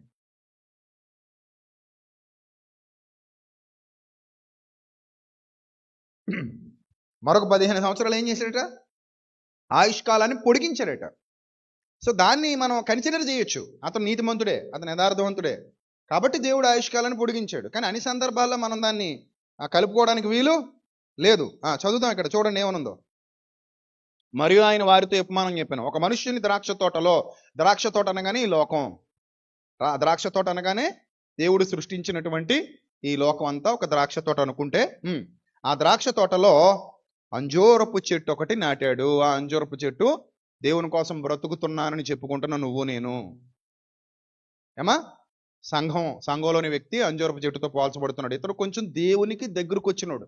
ఈ ద్రాక్ష తోటలో మిగిలిన వాళ్ళు దేవునికి దగ్గరికి రాలేనోళ్ళు, కానీ ఆ ద్రాక్ష తోటలో ఒక అంజూరపు చెట్టుగా కనబడుతున్నాడు. అంజూరపు చెట్టుగా ద్రాక్ష తోటలో కనబడితే సరిపోద్దా, ఫలించాలా? అది పాయింట్. ఇప్పుడు నేను సంఘంలోకి వస్తాను, కుర్చీలో కూర్చుంటాను, ఏంటి నువ్వు కూడా సంఘంలోకి వస్తున్నావు. ఇక్కడ చాలా మంది యవనస్తులు ఉన్నారు, పిల్లలు ఉన్నారు, పెద్దలు ఉన్నారు, వృద్ధులు ఉన్నారు, అందరూ వస్తున్నారు సంఘానికి, కూర్చుంటున్నారు కుర్చీలో. సరిపోద్దా? ప్రభువా ఇదిగో అక్కడ ఒక సంఘం ఉంది, వాకింగ్ చెప్తారు, అక్కడ పాటలు పాడతారు, నేను అక్కడికి వెళ్తే అక్కడ కూర్చుంటా, సరిపోద్దా? చెప్పండి. సరిపోదు నాయన. మరి ఏం చేయాలి? ఫలించాలి. ద్రాక్ష తోటలో అంజూరపు చెట్టు నాటబడినంత మాత్రాన, ప్రత్యేకంగా ఉన్నంత మాత్రాన సరిపోదు. ద్రాక్ష తోటలో అంజూరపు చెట్టు ప్రత్యేకమైనదా కాదా? చెప్పండి. ద్రాక్ష పాదుల మధ్యలో ఒక అంజూరపు చెట్టు ఉందంటే అది స్పెషల్గా ఉన్నట్టా కాదా? చెప్పండి. స్పెషలే. అలాగే ఇక్కడ లోకంలో అందరూ ఉండగా నువ్వు సంఘంలో ఉన్నావంటే నువ్వు స్పెషలే. అందరూ లోకంలో బ్రతుకుతున్నప్పుడు నువ్వు సంఘంలోనికి చేర్చబడ్డావంటే నువ్వు స్పెషలే. కాదని అనట్లేదు, అంజూరపు చెట్టు స్పెషలే. స్పెషల్ అయినంత మాత్రాన సరిపోద్ది అనుకుంటున్నావా? సరిపోదట. మరి ఏంటట అక్కడ అంటే యేసు ప్రభువుతో తిరుగుతున్నారు వీళ్ళు. తిరుగుతూ సిలోయములో గోపురం పడి 18 మంది చచ్చారు, పిలాతు బలి చేయడం వల్ల ఎంతమంది చచ్చారని ప్రభువుకు చెప్తున్నారు. ప్రభుతో తిరుగుతున్న బ్యాచే, ప్రభు బోధలు వింటున్న బ్యాచే, ప్రభు భోజనం పెడితే తింటున్న బ్యాచే. అలాగే మీలో చాలా మంది సంఘానికి వస్తారు, దేవుని పిల్లలు, ఆ విశ్వాసులకు పుట్టారు, అవునా కదా? సమూయేలు గొప్పోడట. సమూయేలు కొడుకులు ఏమయ్యారట? దుర్మార్గులట. అలాగే మా కడుపును పుట్టినంత మాత్రాన మా కడుపును పుట్టిన వాళ్ళందరూ గొప్పోళ్ళు అని చెప్పడానికి లేదు. మీ అమ్మా నాన్న విశ్వాసులైనంత మాత్రాన వాళ్ళ కడుపును పుట్టినందుకు నువ్వు గొప్పదానివి, గొప్పోడు అని చెప్పడానికి లేదు. నీ నీతి నీదే, మీ అమ్మ నీతి మీ అమ్మదే, నీ నీతి నీదే, మీ నాన్న నీతి మీ నాన్నదే. అర్థమైందా? ఇప్పుడు దావీదు కడుపును పుట్టిన వాళ్ళు అందరూ దావీదులు అయ్యారా? అవ్వలేదు. అందులో ఒక అమ్నోను ఉన్నాడు, అందులో ఒక రెహబాము ఉన్నాడు, అబ్షాలోము ఉన్నాడు. సొలొమోను కడుపును పుట్టిన వాళ్ళు అందరూ సొలొమోన్లు అయిపోయారేటి. సొలొమోనే మధ్యలో కొంచెం ట్రాక్ దిగి మళ్ళీ ట్రాక్ ఎక్కినాడు ఆయన కదా. సో కాబట్టి ఏదో తండ్రుల్ని బట్టి పిల్లలు, పిల్లల్ని బట్టి తండ్రులు, అది లెక్కలేయడానికి లేదు. ఇక్కడ యేసు ప్రభుతో ఉన్నంత మాత్రాన ఇస్కరియోతు యోధ కూడా 12 మందిలో ఒకడే. మరి ఏం చేద్దాం? కాబట్టి అది కన్సిడర్ చేయడానికి వీలు లేదు. ఇప్పుడు యేసు ప్రభు వారుతో ఉన్నారు వాళ్ళు, ఆయన బోధలు వింటున్నారు, ఆయనతో పాటు తిరుగుతున్నారు, ఆయనతో పాటు తింటున్నారు. ప్రభువా మాకు చెప్పకుండా ఇప్పుడు ఇక్కడికి వచ్చామన్నారట పాపం, దోవన్లెక్కి వచ్చేసి. అంత మాత్రాన అబ్బాబ్బాబ్బా నా పిల్లలారా సముద్రం దాటి వచ్చేసారు, బంగారు తండ్రి రా నాయన అని హత్తుకున్నాడా? దద్దరి కొట్టాడా? నువ్వు ఎందుకు వచ్చావో తెలుసు అన్నాడు. అన్నాడా లేదా? అంత ఖచ్చితంగా ఉంటే ఈరోజు సంఘాలు ఎవడని ఉంటాడు అసలు? మనం ఎవరైనా ఒక దరిద్రుడా నువ్వు ఎందుకు వచ్చానో తెలిసిలేరా, ఎప్పుడు రానోడు ఈరోజు వచ్చావంటే అన్నాం అనుకోండి, ఇంకంతాడికి ఇంత పొడుగు వచ్చేది కోపం. మళ్ళీ వస్తాడేటి ఎప్పుడైనా అసలు? మళ్ళీ బయటికి వెళ్ళి ఫేస్బుక్లో పెడతాడు మన గురించి, ఆడు పనికిమాలోడు అండి, అసలు ప్రేమ లేనోడు అండాడు. నన్ను ఎంత మాట్లాడాలో తెలిసండి. అక్కడికి వెళ్తే ఏదో సంవత్సరానికి ఒకసారి వెళ్తేనో వచ్చామని సంతోషపడాలి కదండి. 52 వారాలు ఎక్కడ తెచ్చావని అడిగాడండి అన్నాడు. ఏ పాస్టర్ అడగలేదండి నన్ను. ఏ క్రిస్మస్కి వచ్చి తెచ్చావేటరా నువ్వు, ఇప్పటిదాకా ఎక్కడ తెచ్చావరా అన్నాడండి నన్ను. ఎంత మాట అంత మాట అంటాడండి నేను అన్నాడు. ఏదో జనవరి ఫస్ట్కైనా ఫోన్లే వచ్చాడని అనుకోవాలి కదండి. ప్రేమ లేని వ్యర్థుడండి వీడు, దేవుడి ప్రేమ ఎక్కడుందండి వీళ్ళు అంటాడు మన కమ్మగట్టి. కానీ ప్రభు అలాంటి లెక్క చేయడు. ప్రభువా నీవు ఎప్పటికి ఇక్కడికి వచ్చితివి అంటే, దరిద్రులారా మీరు ఎందుకు వచ్చారో నాకు తెలుసు అన్నాడట. మీరు రొట్టెలు భుజించి తృప్తి పొందుటోళ్ళనే కానీ అక్షయ ఆహారం కోసం రాలేదురా దౌర్భాగ్యులారా, మీరు సముద్రం దాటి వచ్చేసారు మీరు క్షయమైన ఆహారం కోసం. అంతే అన్నాడు. ఇంత కష్టం క్షయమైన ఆహారం కోసం పడుతున్నారే, అక్షయమైన ఆహారం కోసం ఎప్పుడైనా ఇంత కష్టపడ్డారా దౌర్భాగ్యులారా మీరు అన్నాడట. అప్పుడు అన్నాడు, క్షయమైన ఆహారం కోసం కాదురా అసలు కష్టం, అక్షయమైన ఆహారం కోసం కష్టపడండి. సొలొమోను మాటలు వినడానికి భూమి అంతాల నుండి వచ్చిందట్రా. నేర్చుకోండి రా, బుద్ధి తెచ్చుకోండి. సొలొమోను మాటలు వినడానికి భూమి అంతాల నుండి వచ్చింది. నేను సొలొమోను కంటే గొప్పవాడిని మీ కాళ్ళ దగ్గరకు వచ్చి కూర్చుంటే, నా మాటలు వినడానికి మాత్రం మీకు జబ్బు చేసి ఆ రొట్టెలు శాప ముక్కలు కావాలని తిరుగుతున్నారంటే మనుషుల పశువుల మీరు? ఆ వచనాలు అలా ఉండవు, కానీ భావం అదే. వచనాలు అలా ఉండవు కానీ భావం మాత్రం పక్కా అదే, నో డౌట్ పక్కా. యేసుప్రభు వారు అంత షార్ప్ కత్తి. ఆ కత్తి ముందుకెళ్తే ఎవరైనా ఏమవ్వాలి? తెగిపోవాలంతే. రాత్రి పాపం మైనర్ బాబు మన ఎవరో పులగొర్త అబ్బాయి, పులగొర్తన మీది ఎవరు అది సోమేశ్వరం ఆయన రాత్రి ఏదో ఆయన అనుభవాలు పంచుకున్నాడు చర్చిలో, ఒక మైకిస్తే మండపేటలో. అప్పుడు చెప్తున్నాడు, ఏమయ్యా నువ్వు ఎవరి చర్చికి వెళ్తున్నావు అంటే, ప్రసాద్ రెడ్డి గారి దగ్గరికి వెళ్తున్నానంటే, అయ్యి బాబు ఆయన దగ్గరికి ఎందుకే బాబు అన్నారట. ఎందుకు? అసలు ఆయన ప్రేమ ఉండదు కదా, ఇది ఇలాగే చెప్తాడు. మనల్ని ఏం చేయాలి? మనం సంవత్సరానికి ఒకసారి వెళ్ళినా కానీ తాపేసి మానేయాలి మనల్ని. సో తాగి చర్చికి వెళ్ళి వాసన కొట్టేస్తున్నా కూడా సంఘ పెద్దలు వచ్చినారు రండి సార్ అనాలి. ఆయన అలా ఊగుతా ఉంటాడు, మనల్ని పట్టుకుని పర్లేదు ఆమెన్ అనాలి. అప్పుడు హ్యాపీ కదా. అలా కాకుండా కొండబద్దలు కొట్టేసి చిత్తకు కొట్టేసి చెవులు మూసేసి పంపించేస్తే మాత్రం నొప్పిగా ఉంటుంది. ఆయన హాస్పిటల్కి ఎందుకు వెళ్తున్నావు బాబు, ఆపరేషన్ చేస్తాడు అన్నట్టు ఉందనమాట. నాకు తెలిసి ఒక హాస్పిటల్ ఉంది రా, తీసుకెళ్తాను. అసలు దగ్గరికి కూడా రారు నీ దగ్గరికి. అలా గాల్లో ఉఫ్ అంటే వచ్చేది అంతే మందు, నువ్వు అలా పడిపోతావు అంతే, సరిపోతుంది మనకి. అది అది అది చాలా బెటరు, అది బాగుంటుంది అని చెప్తారా? సో ఇప్పుడు యేసుప్రభు అంత షార్ప్. ఆయన బోధలు ఎలా ఉంటాయంటే, నీవు మోమాటము లేనివాడవు, ఎవనిని లక్ష్య పెట్టని వాడవు. ఈ బోధ అంత షార్ప్ కత్తి, దూసుకుపోద్దంతే గుండెల్లోకి. అలా ఉండాలి బోధ. యేసుప్రభు బోధ అలాంటిదే. లేకపోతే ఏదో వచ్చి ఒక మాట చెప్పారటంతే. పిలాతు బలిచ్చాడని చెప్పినందుకు ఇలా బలి అయిపోయారు. ఏమన్నారు? పిలాతు బలులు ఇచ్చాడు అన్నందుకు బలి. ఇక్కడ అసలు బలిది. గోపురం పడింది అన్నందుకు వీళ్ళ మీద పడింది అసలు గోపురం. ఆయన పడిపోడు వీళ్ళ మీద. గోపురం పడి 18 మంది చచ్చారా అంటే మీరు ఆలకండి నీతిమంతులేనా? ఆయన వీళ్ళ మీద పడిపోయాడు. ఆయన వీళ్ళ మీద పడిపోయి లెఫ్ట్ రైట్ ఫుల్గా ఇచ్చేస్తూ ఉపమానం మొదలెట్టాడు ఆయన.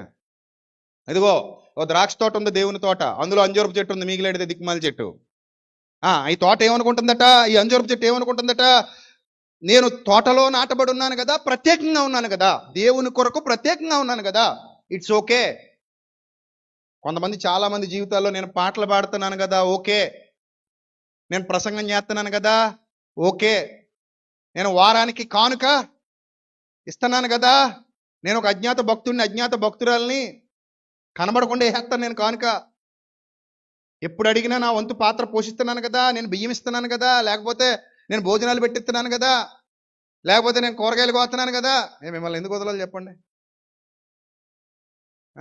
లత, నేను గరిటె తిప్పుతున్నాను కదా, ఏంది మరే వాకింగ్ చెప్తున్నాను కదా, నన్ను కలుపుకున్నానా లేదా? మరి నన్ను కలుపుకున్నప్పుడు మిమ్మల్ని కలపాలొద్దా? అన్యాయం కదా. అందుకే అందరినీ కలుపుతున్నా. నేను తుడుస్తున్నాను కదా, నేను కుర్చీలు సర్దుతున్నాను కదా, నేను బరకాలు వేస్తున్నాను కదా, నేను పోస్టర్లు అంటిస్తున్నాను కదా, నేను ఫ్లెక్సీలు కడుతున్నాను కదా, నేను పల్లె సువార్తకి వెళ్తున్నాను కదా, అప్పుడు డీజిల్ కొట్టిస్తున్నాను కదా ఆటోకి. ఏంది ఇవన్నీ చెప్పుకుంటూ ఉంటే సరిపోదు నాయన. మరి ఏం కావాలి ఆయనకి చెప్పండి, ఏం కావాలి? అది లైవ్ ఇస్తున్నాను కదా, ఆడెందుకు వదలాలి? నేను అన్నయ్యతో పాటు కర్నూలు అది తిరిగి వచ్చాను కదా, కష్టపడి వచ్చాను కదా, అక్కడ లైవ్ ఇచ్చాను, అబ్బా కెమెరా పట్టుకెళ్ళాను, ఎంత పాతలు పడి వచ్చాను కదా. సో ఇలాగ అనుకుంటే సరిపోద్దా?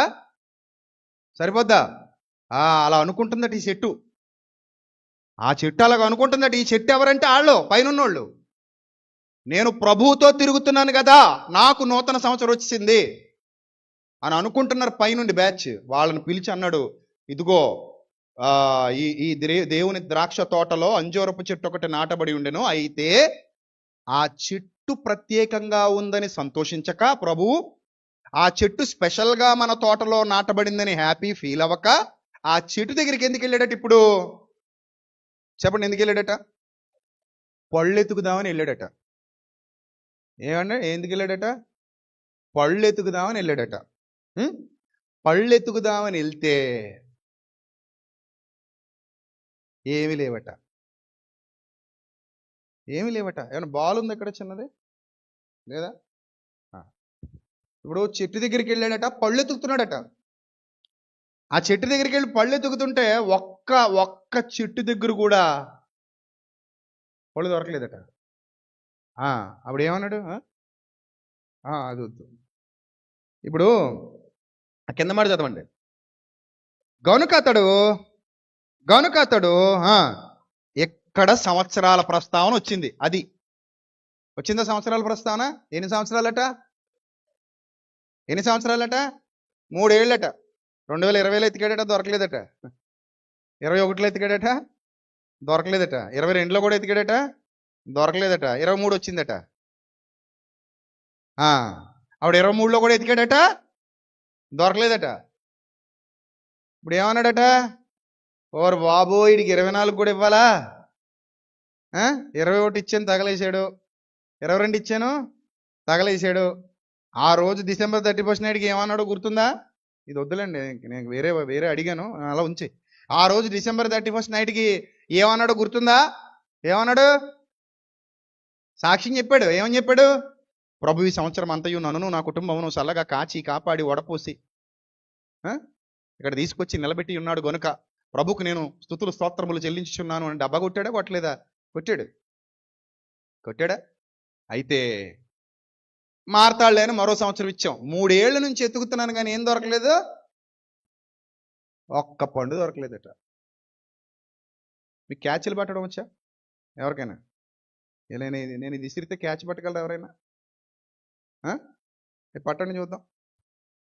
నువ్వు రా పైకి రా, పర్లేదు. ఓ అంజూరపు సెట్ వచ్చిందండి. మీకు వచ్చా క్యాచ్లు పట్టడం? వచ్చారా? అదా చూడండి, పట్టండి. అదిగో ఎవరు తగిలింది అది? నువ్వు రా పైకి. ఇంకొక అంజూరపు సెట్ వచ్చిందండి, లేడీ అంజూరపు సెట్టు. మీకు వచ్చా? పట్టండి చూద్దాం.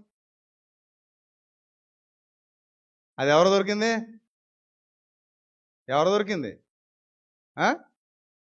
ఎవరెవరో తీయండి, దొరుకుతుంది కదా.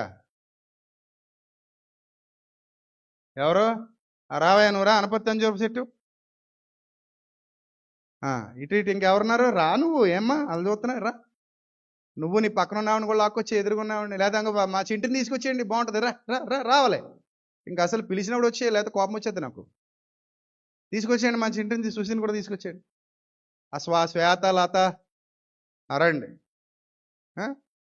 బాగున్నారు కదా. ఇప్పుడు ప్రస్తుతానికి 4 తీసుకొచ్చామండి ఇక్కడికి. రావాలి ఇమ్మీడియట్గా. నేను స్పెషలా కాంతికల గారు అమ్మాయివనా అయింది ఇక్కడ అలాంటివే ఉండవు, అందరూ ఒకటే ఇక్కడ వాకింగ్ చెప్పేటప్పుడు. అర్థమైందా? ఇంటికి వెళ్ళాక నువ్వు కాంతికల గారు అమ్మాయివి, ఇక్కడ అందరితో సమానమే. ఇప్పుడు నలుగురు వచ్చారండి ఇక్కడికి. సో ఈ నలుగురు అంజూరపు చెట్లు అనుకుందాం కాసేపు. ఏంటి ర్యాండమ్గా సెలెక్ట్ చేస్తాం, అనుకోలేదు కదా, ఏదో ఇసిరితే పట్టుకున్నారు వీళ్ళు, తగిలేరు ఇలా మనకి. సో ఇక్కడ నలుగురు నిలబెట్టాం. ఈ నలుగురు అంజూరపు చెట్లు దగ్గర రండి, ఇలా రండి నాన్న దగ్గర రండి. ఈ నలుగురు అంజూరపు చెట్లు అనుకుంటే కాసేపు తోటలో నాటపడ్డారు కదా, 3 ఏళ్ల నుంచి ఈ చెట్టు దగ్గరికి వెళ్ళి పొలాలు ఎత్తికాడట. 3 ఏళ్ల నుండి ఈ చెట్టు దగ్గరికి వెళ్ళి ఎతికాడట. 3 ఏళ్ల నుండి ఈ చెట్టు దగ్గర, 3 ఏళ్ల నుండి ఆ చెట్టు దగ్గర ఎతికాడట. దొరికేసి అనుకోండి, ఏమంటాడు చెప్పాలి, ఏమంటాడు? ఇంకా నీళ్లు పోయి, ఇంకా జాగ్రత్తగా చూసుకో, ఇంకా చక్కగా కాపుదల చేయి, ఇంకా బాగా వృద్ధి పొందించి దీన్ని, మంచి చెట్టు ఇది, ఇంకా బాగా ఫలిస్తుంది, ఇంకా బాగా చెయ్యి, ఇంకా ఏం చేస్తావు దీనికి బాగా చేయి, నీళ్ళు ఎక్కువ పెట్టు, ఎరువు ఎక్కువై, బాగా దీవించు, బాగా ఆశీర్వదించు అంటాడు. ఏమండి, ఒకవేళ ఈ చెట్టు ఏపుగా పెరిగి ఫలాలు ఇవ్వలేదు అనుకోండి, బాగా పెరిగి దిట్టంగా ఫలాలు ఇవ్వలేదు అనుకోండి, అప్పుడు ఏమంటాడు? ఇప్పుడు వీళ్ళని చూడగానే ఫలిస్తున్నారా లేదా మనకు తెలుస్తుందా? మీరు చెప్పగలరా వీళ్ళిద్దరిలో ఎవరు ఫలిస్తున్నారు, ఎవరు ఫలించట్లేదో? మీకు తెలుస్తుంది వీళ్ళిద్దరిలో ఎవరు ఫలిస్తున్నారు, ఎవరు ఫలించట్లేదో? తెలియదు కదా. రైట్, ఈ పాయింట్ మనం మనసులో పెట్టుకోండి, అందుకే పిలిచాను అంతే. వెళ్ళిపోండి, ఈ మాత్రం దానికి హళ్ళెత్తిపోయింది అది. సో ఎందుకు నేను పిలుస్తున్నానంటే, వీళ్ళని, వాళ్ళు ఫలిస్తున్నారా ఫలించట్లేదా, వీళ్ళు ఫలిస్తున్నారా ఫలించట్లేదా చూసి ఎవరైనా చెప్పగలరా? చెప్పండి, చెప్పలేరు. ఇప్పుడు వాళ్ళ నలుగురిని పిలిచాను, మీ అందరిని పిలిచినా ఇదే లెక్క. చూసి మీరు ఫలిస్తున్నారో లేదో ఎవ్వరూ కూడా చెప్పలేరు. ఇక్కడ పాయింట్ ఏంటంటే, మీరు అందరూ అర్థం చేసుకోవాల్సినటువంటి బలమైన పాయింట్ ఏంటంటే, ఒక చెట్టు ఇక్కడ నిలబడింది, ఒక చెట్టు ఇక్కడ నాటబడింది, ఒక చెట్టు ఇక్కడ కూర్చొని ఉంది. కూర్చున్న ప్రతి చెట్టు కూడా దేవుడు వెతక వచ్చినప్పుడు ఫలాలు ఇవ్వాలి. ఏమా? దేవుడు వెతక వచ్చినప్పుడు మీరు ఏం చేయాలి? ఫలాలు ఇవ్వాలి. అప్పుడు మీ సంవత్సరాలు సక్సెస్ అవుతున్నట్టు లెక్క. ప్రతి సంఘానికి బోధ అవసరం, కానీ ఈరోజు చాలా మంది ఇలా చెప్పకపోవచ్చు నాకు తెలిసి. ఎందుకంటే ఫ్రెష్గా వచ్చారు, మొదటి రోజే భయపెట్టయితే ఎలాగని, దేవుడు దీవించినాడు, ఆశీర్వదించినాడు, దేవుడు ఇంకా సమృద్ధికరమైన వాతావరణంలో నిన్ను నడిపించును గాక, ఆమెన్ ఆమెన్ ఆమెన్ అంటే కొంతమంది హ్యాపీ ఫీల్ అయిపోయి, థ్యాంక్ యూ అండి, మేము కొత్త కారు కొనుక్కున్నామండి, లేకపోతే కొత్త లారీ కొనుక్కున్నామండి, కొత్త బట్టలు కొనుక్కున్నామండి, ఇంకేంటి కొత్త ఆటో కొనుక్కున్నామండి, నిన్న మంత్రాలయంలో కొత్త బండి కొనుక్కున్నామని వచ్చారు ఇద్దరు. తప్పులేదు, కొనుక్కోండి. దేవుడు అంటే అవి కొనుక్కున్నంత మాత్రాన దేవుడు దీవించేసినట్టు కాదు.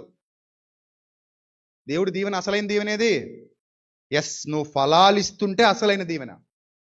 నువ్వు ఫలాలు ఇస్తున్నప్పుడు ఏమైనా కొనుక్కో, తప్పలేదు, కొనుక్కో, అది సంతోషం, ఇంకా ఆనందం. అది నా పాయింట్ అర్థం కావాలి మీకు. నువ్వు ఫలాలు ఇస్తూ ఉండాలి. వెతుకుతున్నాడట, ప్రతి మొక్క దగ్గరకు వచ్చి వెతుకుతున్నాడు, ప్రతి మొక్క దగ్గరకు వచ్చి వెతుకుతున్నాడు, చిన్న పెద్ద తేడా లేదు, అందరిని వెతుకుతున్నాడు, మిమ్మల్ని అందరిని వెతుకుతున్నాడు, మిమ్మల్ని అందరిని వెతుకుతున్నాడు. అంటే 2023 అంతా కూడా నీ దగ్గర ఏం చేశాడు? వెతికాడు. ఒక రహస్యం అర్థమైంది నీకు ఈరోజు. 2023 అంతా నీ దగ్గర ఏం చేశాడమ్మా? వెతికాడు. మీ అందరి దగ్గర వెతికాడు.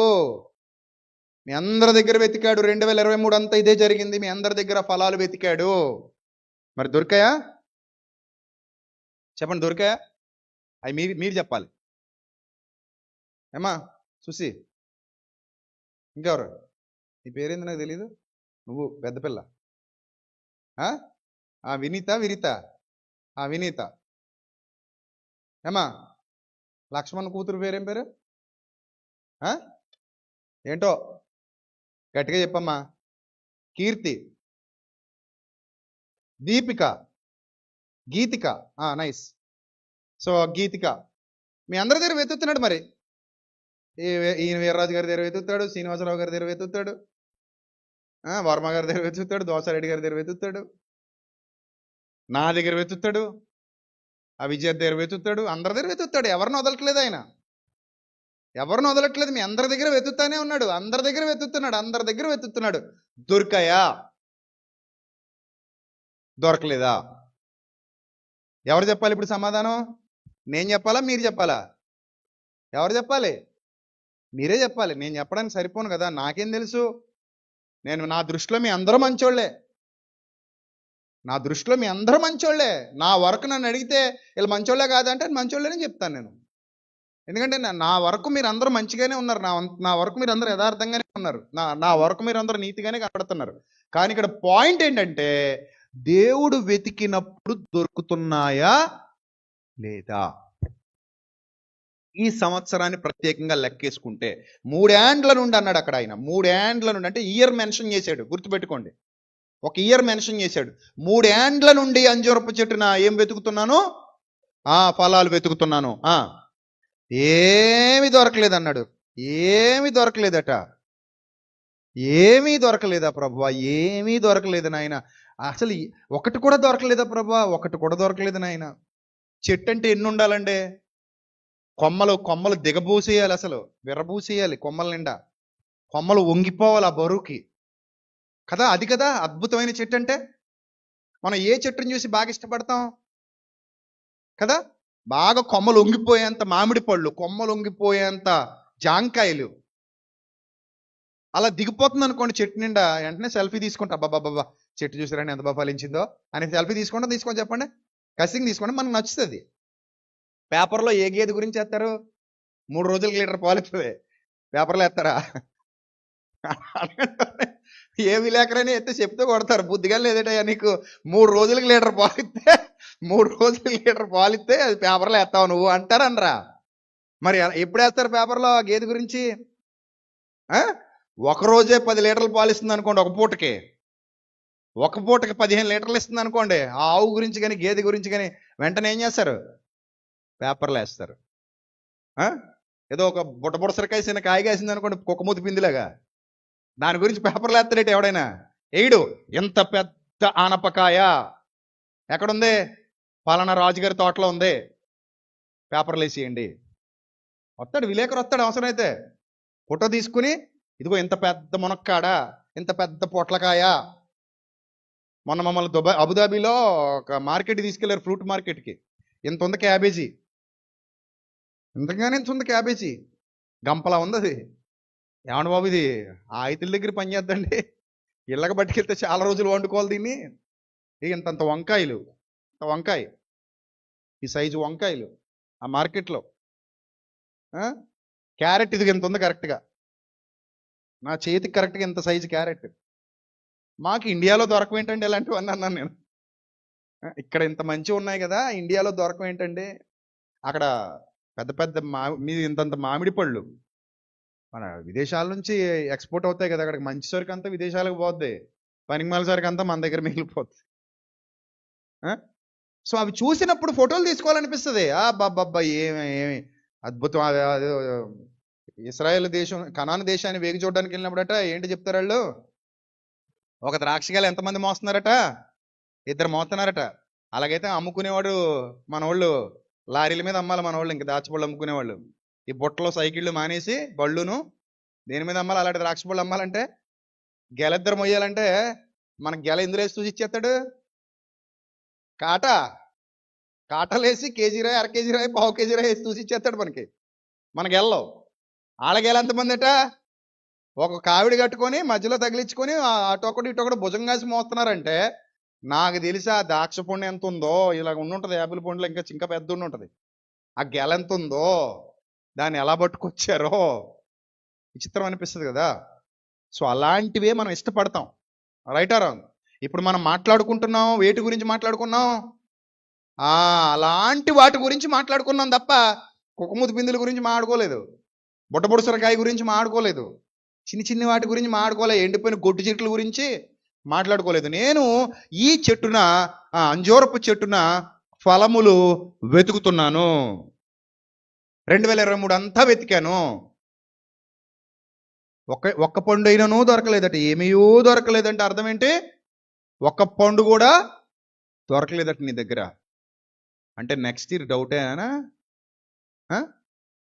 ఈ ఇయర్ ఓకే కానీ నెక్స్ట్ ఇయర్ డౌటే. చెప్తున్నాను చూసుకోండి, మీకు సూత్రం. మీరు చల్లగా 10 కాలాలు బతకాలంటే ఫలించాలి, అది ఒకటే దారి. అర్థమైందా? మీకు దేవుడు ఆయుష్కాలం పెంచాలంటే ఒకే ఒక దారి ఉంది, ఆ దారి ఏంటంటే మీరు ఫలించండి అంతే. పెరిగిపోద్ది ఆయుష్కాలం ఆటోమేటిక్గా. 15 ఏళ్ళు పెరిగిపోయింది హిజ్కియాకి, యథార్థతను బట్టి, నీతిని బట్టి. మీరు ఫలించటం మొదలు పెట్టండి, దేవుడు మిమ్మల్ని స్వస్థపరుస్తాడు. మీరు మంచం మీదకి వెళ్ళినా, హాస్పిటల్కి వెళ్ళినా, రోగం వచ్చినా భయపడాల్సిన అవసరత లేదు. ఆయన మిమ్మల్ని ఖచ్చితంగా స్వస్థపరిచి బయటికి తీసుకొస్తాడు. ఎందుకంటే ఫలించే చెట్టును నరుక్కోవటం ఎవరికి ఇష్టం ఉండదు. ఫలించే పశువుని ఎవరు చావనివ్వరు. ఎందుకంటే అవసరమైతే హాస్పిటల్కి, పశువుల ఆసుపత్రికి తీసుకెళ్ళైనా దానికి వైద్యం చేసి మరలా ఇంటికి తెచ్చుకుంటారు. ఎందుకంటే 15 లీటర్ల పాలిస్తుంది. ఫలించే జాన్ చెట్టుని ఎవ్వడో నరకడో. పొలాలకి పొయ్యిలో పొలాలకి లేవండి, జాన్ చెట్టు నరికేయండి అని భార్య అందరికి ఏమంటాడు? బుద్ధి ఉందా లేదా నీకు? ఇంత బాగా ఫలించే చిక్కుడుపత్తి తీసేయమంటావా? ఇంత బాగా ఫలించే బీరపాదు తీసేయమంటావా? ఇంత బాగా ఫలించే జాన్ చెట్టు నరికేయమంటావా? బుద్ధుందే మాట్లాడుతున్నావా అంటాడు యోబు గారి భార్యని అన్నట్టు కదా. అంటే ఫలించే దాన్ని ఎవ్వరు నరకరు, పాడు చేయరు. ఈ సంవత్సరం దేవుడు నిన్ను దీవించాలనుకుంటున్నావా? ఒక్కటే ఒక సూత్రం గుర్తుపెట్టుకో. నీకు ఎరువు కావాలా? నీళ్ళు ఇంకా ఎక్కువ కావాలా? ఇంకా నీ చుట్టూ తవ్వి ఎరువు వేసి బలం చేయాలా? నీకు ప్రొటెక్షన్ కావాలా? నీకు స్వస్థత కావాలా? నీకు ఆరోగ్యం కావాలా? నీకు ఆశీర్వాదం కావాలా? నీకు దీవెన కావాలా? నీకు దేవదూతల కాపుదల కావాలా? నీకేం కావాలి? నిత్య జీవం కావాలా? ఇహ సంబంధంగాను పర సంబంధంగాను నువ్వు దీవించబడాలా? నువ్వు 10 మందికి భోజనం పెట్టే స్థాయిలో నిలబడాలా? నీ చెయ్యి ఇచ్చే చెయ్యిగా ఉండాలి తప్ప పుచ్చుకునే చెయ్యిగా ఉండకూడదా? నీవు, నీ కుటుంబం, నీ పిల్లలు అందరూ కలిసి ఆనందంగా సంతోషంగా జీవించాలా? నీ బ్రతుకు కాలం అంతయు నువ్వు పచ్చగా ఉండాలా? 10 మందికి మేలు చేసే స్థాయిలో ఎదగాల? ఇంకా నువ్వు అభివృద్ధి పదంలో నడవాలా? ఇంకా నీ కుటుంబం అభివృద్ధి పదంలో నడిపించబడాలా? నీ పిల్లలు, నీవు నీ నీ నీ సంతతి వారందరూ ఆశీర్వదింపబడాలా? ఒకే ఒక దారి ఉంది. ఆ దారి ఫలించడం మాత్రమే. ఆ దారి ఫలించడం మాత్రమే. నా యందు మీరు, మీ యందు నా మాటలు నిలిచి ఉండిన ఎడల మీకేది ఇష్టమో అడుగుడి, అది మీకు ఏమవుతుంది? అనుగ్రహింపబడుతుంది. అర్థమైందా? ఎంత చక్కగా చెప్పారు యేసు ప్రభు. నా యందు మీరు, మీ యందు నా మాటలు నిలిచి ఉన్న ఎడల మీకు ఏది ఇష్టమో అడగండి, అది మీకు ఇష్టం. బాగా బతికే బిడ్డలు ఉన్నారనుకోండి మన ఇంట్లో, వాళ్ళు ఏమైనా అడగాలండి మనల్ని? అడగకుండానే ఏం చేస్తాం? అన్ని కొందిచ్చి ఇచ్చేస్తాం. అరే నా బిడ్డ నా మాట వింటే చాలు, నా బిడ్డ నాకు లోబడి ఉంటే చాలు, నా బిడ్డ నాకు అనుకూలంగా ఉంటే చాలు. వాడికి ఏం కావాలంటే దానికి ఏం కావాలంటే అది నేను తెచ్చిచ్చేస్తానంటాడు తండ్రి, తల్లి. సో ఇక్కడ కూడా యేసు ప్రభు వారు అదే చెప్తున్నారు. 3 ఏళ్ల నుండి మీ దగ్గర నేను ఫలాలు వెతుకుతున్నాను. అక్కడ అంజూరపు చెట్టు జస్ట్ ఉపమానం మాత్రమే, అసలు రూపం వీళ్ళదే. అసలు వ్యక్తులే వీళ్ళకే చెప్తున్నాడు. అవి జస్ట్ అంజూరపు చెట్టుని ఒక ఉపమానంగా తీసుకున్నాడు, కానీ బోధంత ఎవరికి? వీళ్ళకే. ఏమంటున్నాడు? 3 ఏళ్ల నుంచి వెతుకుతున్నావు నీ దగ్గర. 3 ఏళ్ళు, 3 years నుంచి వెతుకుతున్నావు నీ దగ్గర. 3 years నుంచి వెతుకుతున్నావు నీ దగ్గర. 3 ఏళ్ళు బతుకున్నావంటే దాని అర్థం నువ్వు గొప్పడివని, గొప్పదానివని కాదు. ఏమీ దొరకలేదు. అప్పుడు అన్న పైనుంచి ఆజ్ఞ వచ్చిందట. ఏమనంటే దేనిని నరికివేయుము అనే ఆజ్ఞ పైనుంచి బయలుదేరిందట. పైనుంచి ఆజ్ఞ వస్తే దాన్ని ఎవడైనా ఆపగలడండి? యేసుప్రభు ఒక్కడే ఆపగలడు. ఎస్, పైనుంచి ఆజ్ఞ వస్తే ఎవరు ఆపగలరు? యేసుప్రభు ఒక్కడే అడ్డుపడగలడు, యేసుప్రభు ఒక్కడే ఆపగలడు. ఆపాడు. అందుకే మళ్ళీ మనం కొత్త సంవత్సరంలోకి వచ్చాం. గుర్తుపెట్టుకో ప్రియమైన దేవుని సంగమా, ఆయన ఆపాడు కాబట్టి నువ్వు ఎక్కడికి వచ్చావు? కొత్త సంవత్సరంలోకి అడుగుపెట్టావు, నూతన సంవత్సరంలోకి అడుగుపెట్టావు. ఆయన ఆపాడు కాబట్టి అడుగుపెట్టావు. ఒకవేళ నువ్వు దేవుని కొరకు ఫలించని వాడవు, ఫలించని దానవు అయితే తీసుకోవాలగా. ఒకవేళ ఫలించే వాడవు, ఫలించే దానవు అయితే గనుక ఈరోజు నీకు ఇంకా దీవెనలు రాబోతున్నాయి. గుర్తుపెట్టుకో. నిన్ను ఇంకా దేవుడు ఆశీర్వదించబోతున్నాడు. గుర్తుపెట్టుకో. నిన్ను ఇంకా దేవుడు ఫలప్రదమైన స్థితిలోనికి నడిపించబోతున్నాడు. నీ కుటుంబాన్ని ఇంకా దీవెనకరమైన, ఆశీర్వాదకరమైన, సంపన్నకరమైన స్థితిలోనికి ఆత్మీయంగా వర్ధిల్లించి నడిపించబోతున్నాడు. దేవుని నామానికి నీ కుటుంబం ద్వారా మహిమ కలుగును గాక. ఆమేన్. ఒకవేళ నువ్వు ఫలించే వాడవు, ఫలించే దానవు అయితే, ఒకవేళ ఫలించని వాడవు, ఫలించని దానవు అయితే, ఇదొక్కటే సూత్రం గుర్తుపెట్టుకో. ఏమంటున్నాడు సూత్రం? చదవండి కిందకి. దీని వలన ఈ భూమి ఎలా వ్యర్థమైపోవాలి అంటే నీకు ఇచ్చిన సోర్సెస్ అన్ని ఇంకొకటికి ఇస్తాడనమాట. అంతే కదా, ఒకడు పోతే ఇంకొకటి వస్తాడా రాడా అందులోకి? ఒక సీటు ఖాళీ అయింది అనుకోండి, ఇంకొకటి వస్తారా రారా చెప్పండి? సీటు ఖాళీ అయిందంటే అర్థం ఏంటి చెప్పండి? ఇప్పుడు బస్సు ఉందండి, సీటు ఖాళీగా ఉందనుకోండి, ఇంకొకటి వచ్చి కూర్చుంటాడు. అప్పటిదాకా నువ్వు కూర్చున్నావు, నువ్వు దిగిపోయావు, నువ్వు లేచిపోతున్నావు అనగానే ఇంకొకరు ఏమవుతారు? అమ్మయ్యా. ఇప్పుడు నిలబడ్డోడికి ఆశ ఏంటంటే ఎవరు లేచిపోతాడా చూస్తుంటాడు. బస్సులో నిలబడ్డోడు ఎవరు వంప చూస్తుంటాడు చెప్పండి? చెట్లు బాగున్నాయి, పుట్టలు బాగున్నాయి అని చూస్తాడా అద్దాల్లోంచి?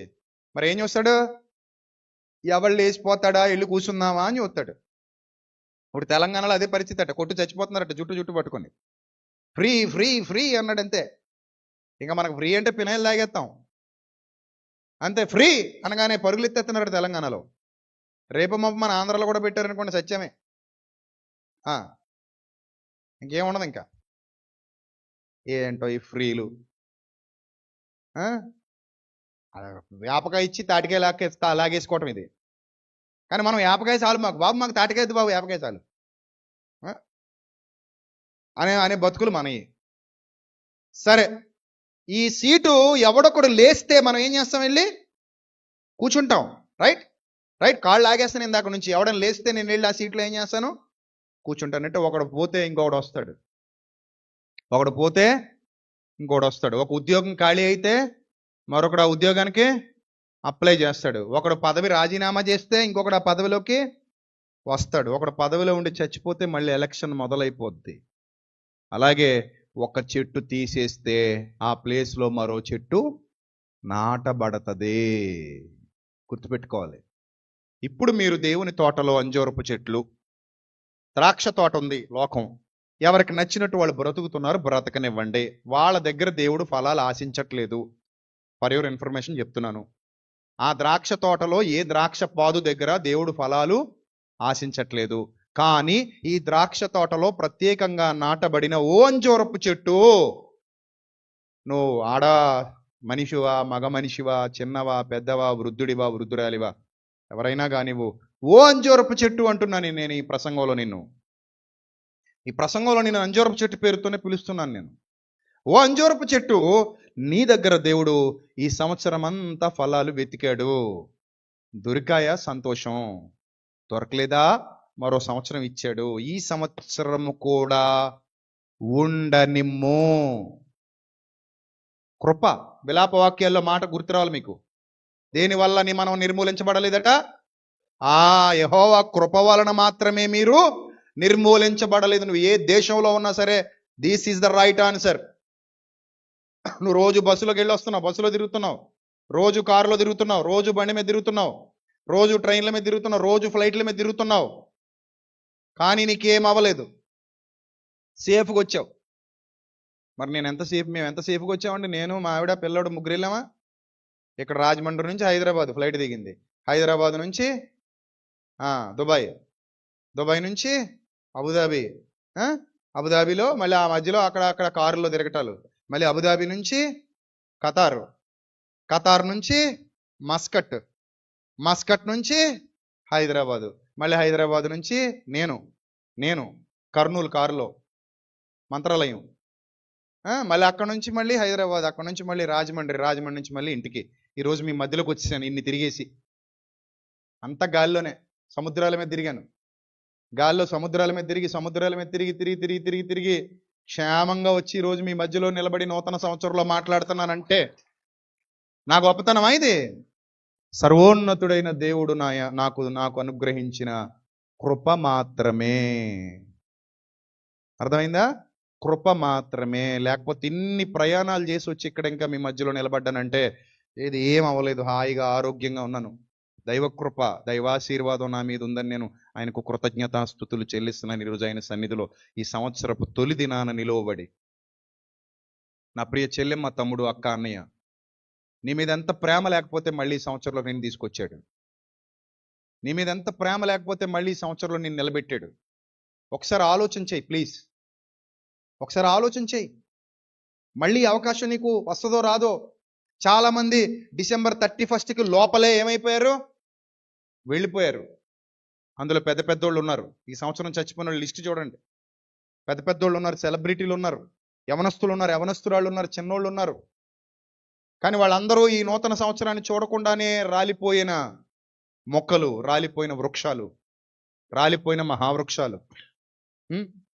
కానీ ఓ చిన్న అంజూరపు చెట్ట నిన్ను తీసుకొచ్చాడు దేవుడు సన్నిధిలో నిలబెట్టాడు. ఈరోజు వచ్చావు ఇక్కడికి, వాక్యం వింటున్నావు, ప్రార్థన చేస్తావు ఇప్పుడు ఆయన సన్నిధిలో.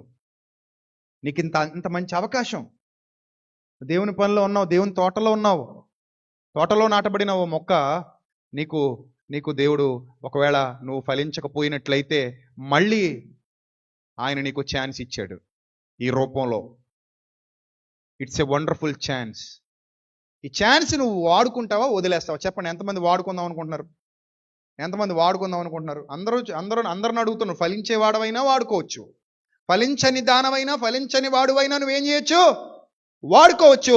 ఇది దేవుడు నీతో మాట్లాడుతున్న మాట. నువ్వు ఫలిస్తావా? మరి ఎక్కువగా ఫలించినట్లు. ఆయనలో ఫలించు ప్రతి తీగే ఏమవునట్లట?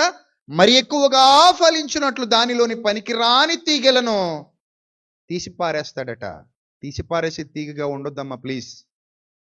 నువ్వంటే నాకు చాలా ఇష్టం కాబట్టి నీకు ఇంత ఖచ్చితంగా చెప్తున్నా. రియల్లీ నేను ప్రభు సన్నిధిలో మాట్లాడుతున్నా. I love you all. Really మీరందరూ ఫలించాలన్న మనస్ఫూర్తిగా నేను చేస్తున్న ప్రసంగం ఇది.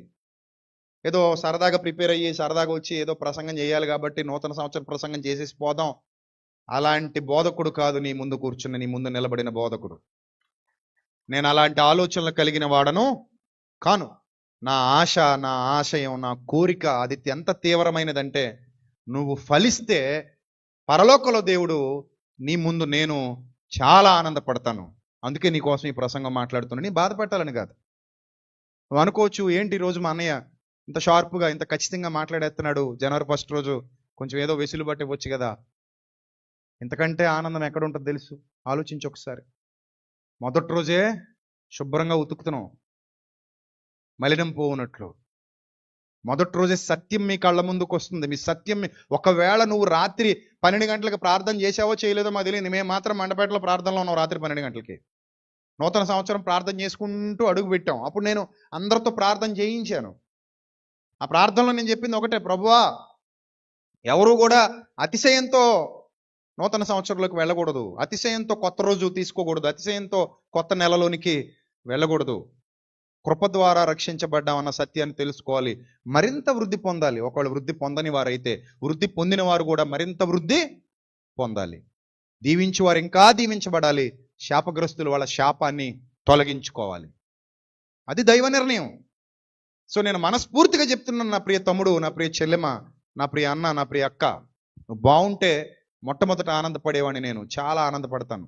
నువ్వు ఎదగాలి, నువ్వు ఫలించాలి, నువ్వు అభివృద్ధి పొందాలి, నువ్వు ఇంకా గొప్ప స్థితిలోకి వెళ్ళిపోవాలి, నువ్వు ఇంకా గొప్ప స్థితిలోకి వెళ్ళిపోవాలి. అన్ని విధాలా నువ్వు బాగుండాలి. ఇటు భౌతికంగాను బాగుండాలి, నీ కుటుంబం 10 మందికి పెట్టే విధంగా నీ చెయ్యి ఎప్పుడు తలగా ఉండాలి తప్ప నువ్వు తోకగా ఉండడానికి వీల్లేదు. నువ్వు 10 మందికి పెట్టే విధంగా ఉండు చాలు. నువ్వు తిను కడుపు నిండా.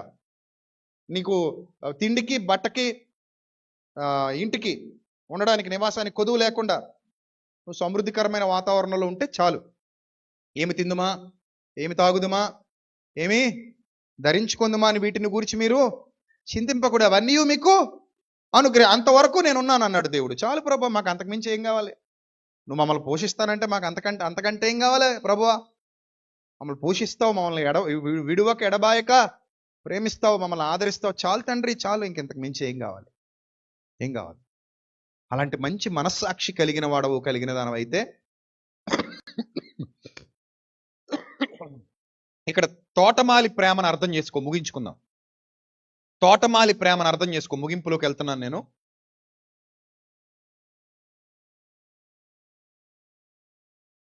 తోటమాలి ఏమంటున్నాడంటే, ఆజ్ఞ వచ్చేసిందట పైనుంచి, ఈ భూమి ఎలా వ్యర్థమైపోవాలి, ఈ సంవత్సరం ఈ మొక్కని తీసేద్దాం. అప్పుడు ఏమన్నాడట? అయితే వాడు, అయ్యా నానా, తండ్రి తండ్రి, ప్రభు అడ్డుపడుతున్నాడమ్మా, గుర్తుపెట్టుకో. తండ్రి, నేను దాని చుట్టూ ఈ సంవత్సరం తవ్వుతాను. తవ్వేటప్పుడు నొప్పి వస్తుందా? రాని. కదులుతుందా? కొంచెం కదలని. కొంచెం బాధగా అనిపిస్తుందా? అనిపించని. నన్నే అన్నాడు అనిపిస్తుందా? అనిపించని. బాధపడితేనే బోధ పడుతుందట. దైవ చిత్తానుసారమైన దుఃఖము రక్షణార్థమైన మారు మనస్సును కలుగజేస్తుందట. నన్నే అన్నాడా? నన్ను అనడమే మంచిది. ఇప్పుడు నేను అనుకుంటాను, ఎవడైనా నా తప్పు నాకు చెప్పడమే మంచిది కదా, దిద్దుకుంటాను. నా తప్పు కానప్పుడు నా తప్పు అంటుంటే బాధపడతాను, కానీ నా తప్పు అయితే నాకు చెప్పడమే మంచిది, దిద్దుకుంటాను. అందుకే నీతిమంతుడు నన్ను కొట్టుట నాకు తైలాభిషేకము, మేలు కోరి స్నేహితుడు గాయమే చేస్తాడు. పగవాడు పెడతాడు లెక్కలేనన్ని దొంగ ముద్దులు, ఇస్కరియోతు ముద్దులు లాంటివి. సో అక్కడ అన్నాడు, అయ్యా నేను దాని చుట్టూ తవ్వుతానయ్యా, ఈ సంవత్సరం మళ్ళీ తవ్వుతానయ్యా, ఈ సంవత్సరం కూడా తవ్వుతాను, ఎరువు వేస్తాను, తవ్వుతాను, ఎరువు వేస్తాను గనుక అందరూ అండర్లైన్ చేసుకోండి, ఈ సంవత్సరము కూడా ఉండని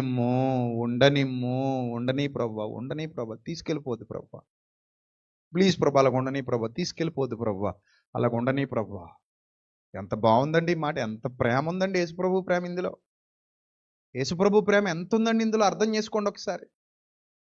ఈ సంవత్సరం కూడా ఉండని ప్రభువా, ప్లీజ్ ప్రభువా, ఈ సంవత్సరం ఉండని ప్రభువా ప్లీజ్. ఆయన ప్రాధేయపడుతున్నాడు. శిలువ మీద చాచిన చేతులతో, గాయపడిన హస్తాలతో ఆయన ప్రాధేయపడుతున్నాడు అన్నమాట తండ్రిని.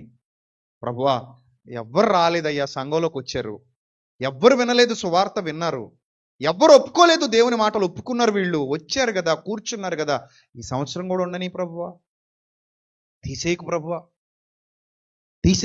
ఈ సంవత్సరం తీసేస్తే ఏమొస్తుంది ప్రభా, పోతారంతే, అన్యాయం అయిపోతారు. అదిగో ధనవంతుడు ఏడ్చినట్టుగా, ఒక్క చుక్క నీటి కొరకు పాతాళములో యాతన పడుచున్న వాడు ఏడ్చినట్టుగా ఏడుస్తాడు. ప్రభా వద్దు ప్రభువా, ఈ సంవత్సరం కూడా ఉండని ప్రభువా. ఎంత ప్రార్థన, ఎంత విజ్ఞాపన యేసయ్య నీ కోసం చేశాడో సంఘాలన్నీ ఆలోచించాలి. యేసుక్రీస్తు ఎంత తపన పడుతున్నాడో సంఘాలన్నీ ఆలోచించాలి. ఆ క్రీస్తు యేసునందు జీవము పొందుటకు, క్రీస్తు యేసునందు ఫలించుటకు మీకు ఇవ్వబడుతున్న అవకాశాలు ప్రపంచంలో చాలా మందికి ఇవ్వబడట్లేదన్న సత్యాన్ని గుర్తు చేసుకోవాలి. సిలువ ఎముకోనేటిలో 18 మంది చచ్చిపోయారా? పిలాతు కొందరిని బలిచ్చేసాడా? ఈ సంవత్సరం చాలా మంది యాక్సిడెంట్లో పోయారా? ఈ సంవత్సరం చాలా మంది రోగాలతో చనిపోయారా? ఈ సంవత్సరం చాలా మంది గుండాగి చచ్చిపోయారా? ఈ సంవత్సరం చాలా మంది రకరకాల కారణాలతో ఈ లోకాన్ని విడిచిపెట్టి వెళ్ళిపోయారా? ఫలించకుండా ఒకవేళ పోయారా? కానీ నువ్వు ఈరోజుకి దేవుని సన్నిధిలో ఉన్నావు. దాని అర్థం ఏంటి ప్రియమైన దేవుని సంగమా? ఆలోచించి ఒక్కసారి. ప్రభువు మన పట్ల చూపించిన అపారమైన కృప, ఆయన దయ, ఆయన దీవెన, అది ఉంటే చాలు అనిపిస్తుంది. యేసు ప్రభు త్యాగం గుర్తొస్తుంది. యేసు ప్రభు ప్రేమ, how much do you love me my lord Jesus అని అంటే, he stretched out of his arms and died అని రాయబడింది. ఎంత ప్రేమిస్తున్నావయ్యా అని అంటే, ఆయన 2 చేతులు చాచి అన్నాడట, ఇలా చనిపోయాను నీ కోసం. అంటే దాని అర్థం ఏంటి నాయనా? ఎంత ప్రేమిస్తున్నాను నాయనా నిన్నని. దాని అర్థం ఏంటి? నీ కోసం ఇలా చనిపోయాను నాయనా నేను. యేసుప్రభు త్యాగం గుర్తొస్తే ఆ గుండె పగిలిపోద్ది. ఇలా చనిపోయాను నాయన నీ కోసం, నేను ఇలా చనిపోయానంటే దాని అర్థం ఏంటి? నిన్నంతగా నేను ప్రేమిస్తున్నాను, నిన్నంతగా ప్రేమిస్తున్నాను. అందుకే ఈ సంవత్సరం కూడా ఉండాలి. నువ్వు ఈ సంవత్సరం కూడా ఉండాలి. తల్లి దగ్గరికి, తండ్రి దగ్గరికి వెళ్ళమ్మా, నీ కొడుకు చచ్చిపోవాలని కోరుకుంటున్నావా?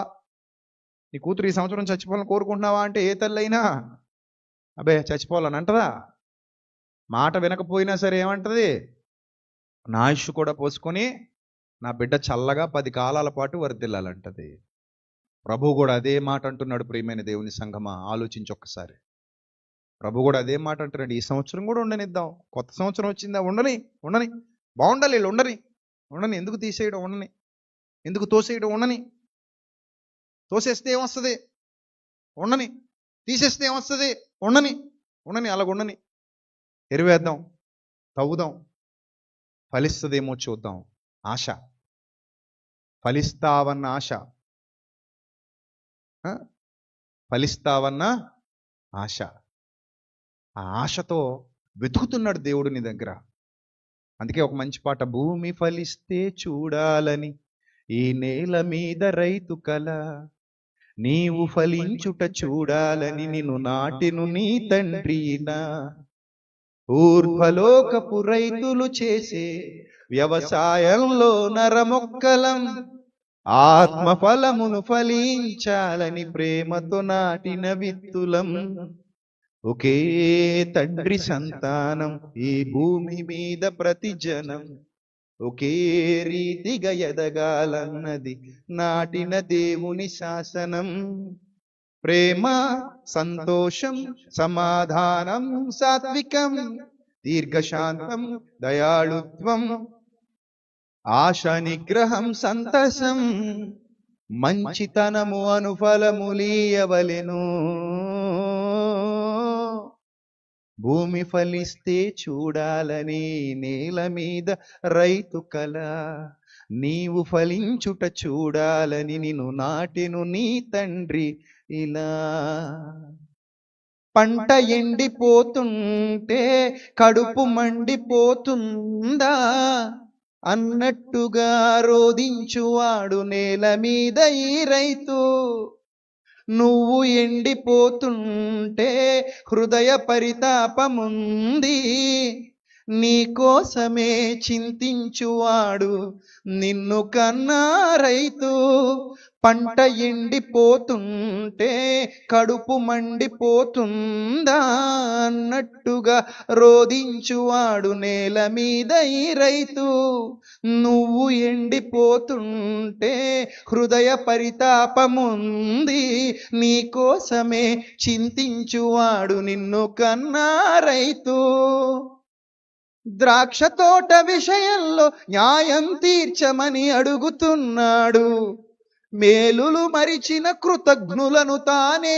ప్రశ్నించుచున్నాడు ద్వేషం కలహం మత్సరం మత్తత అసూయ క్రోధం విమతము కక్షలు అనుకారు ద్రాక్షలను కాయకూడదనెను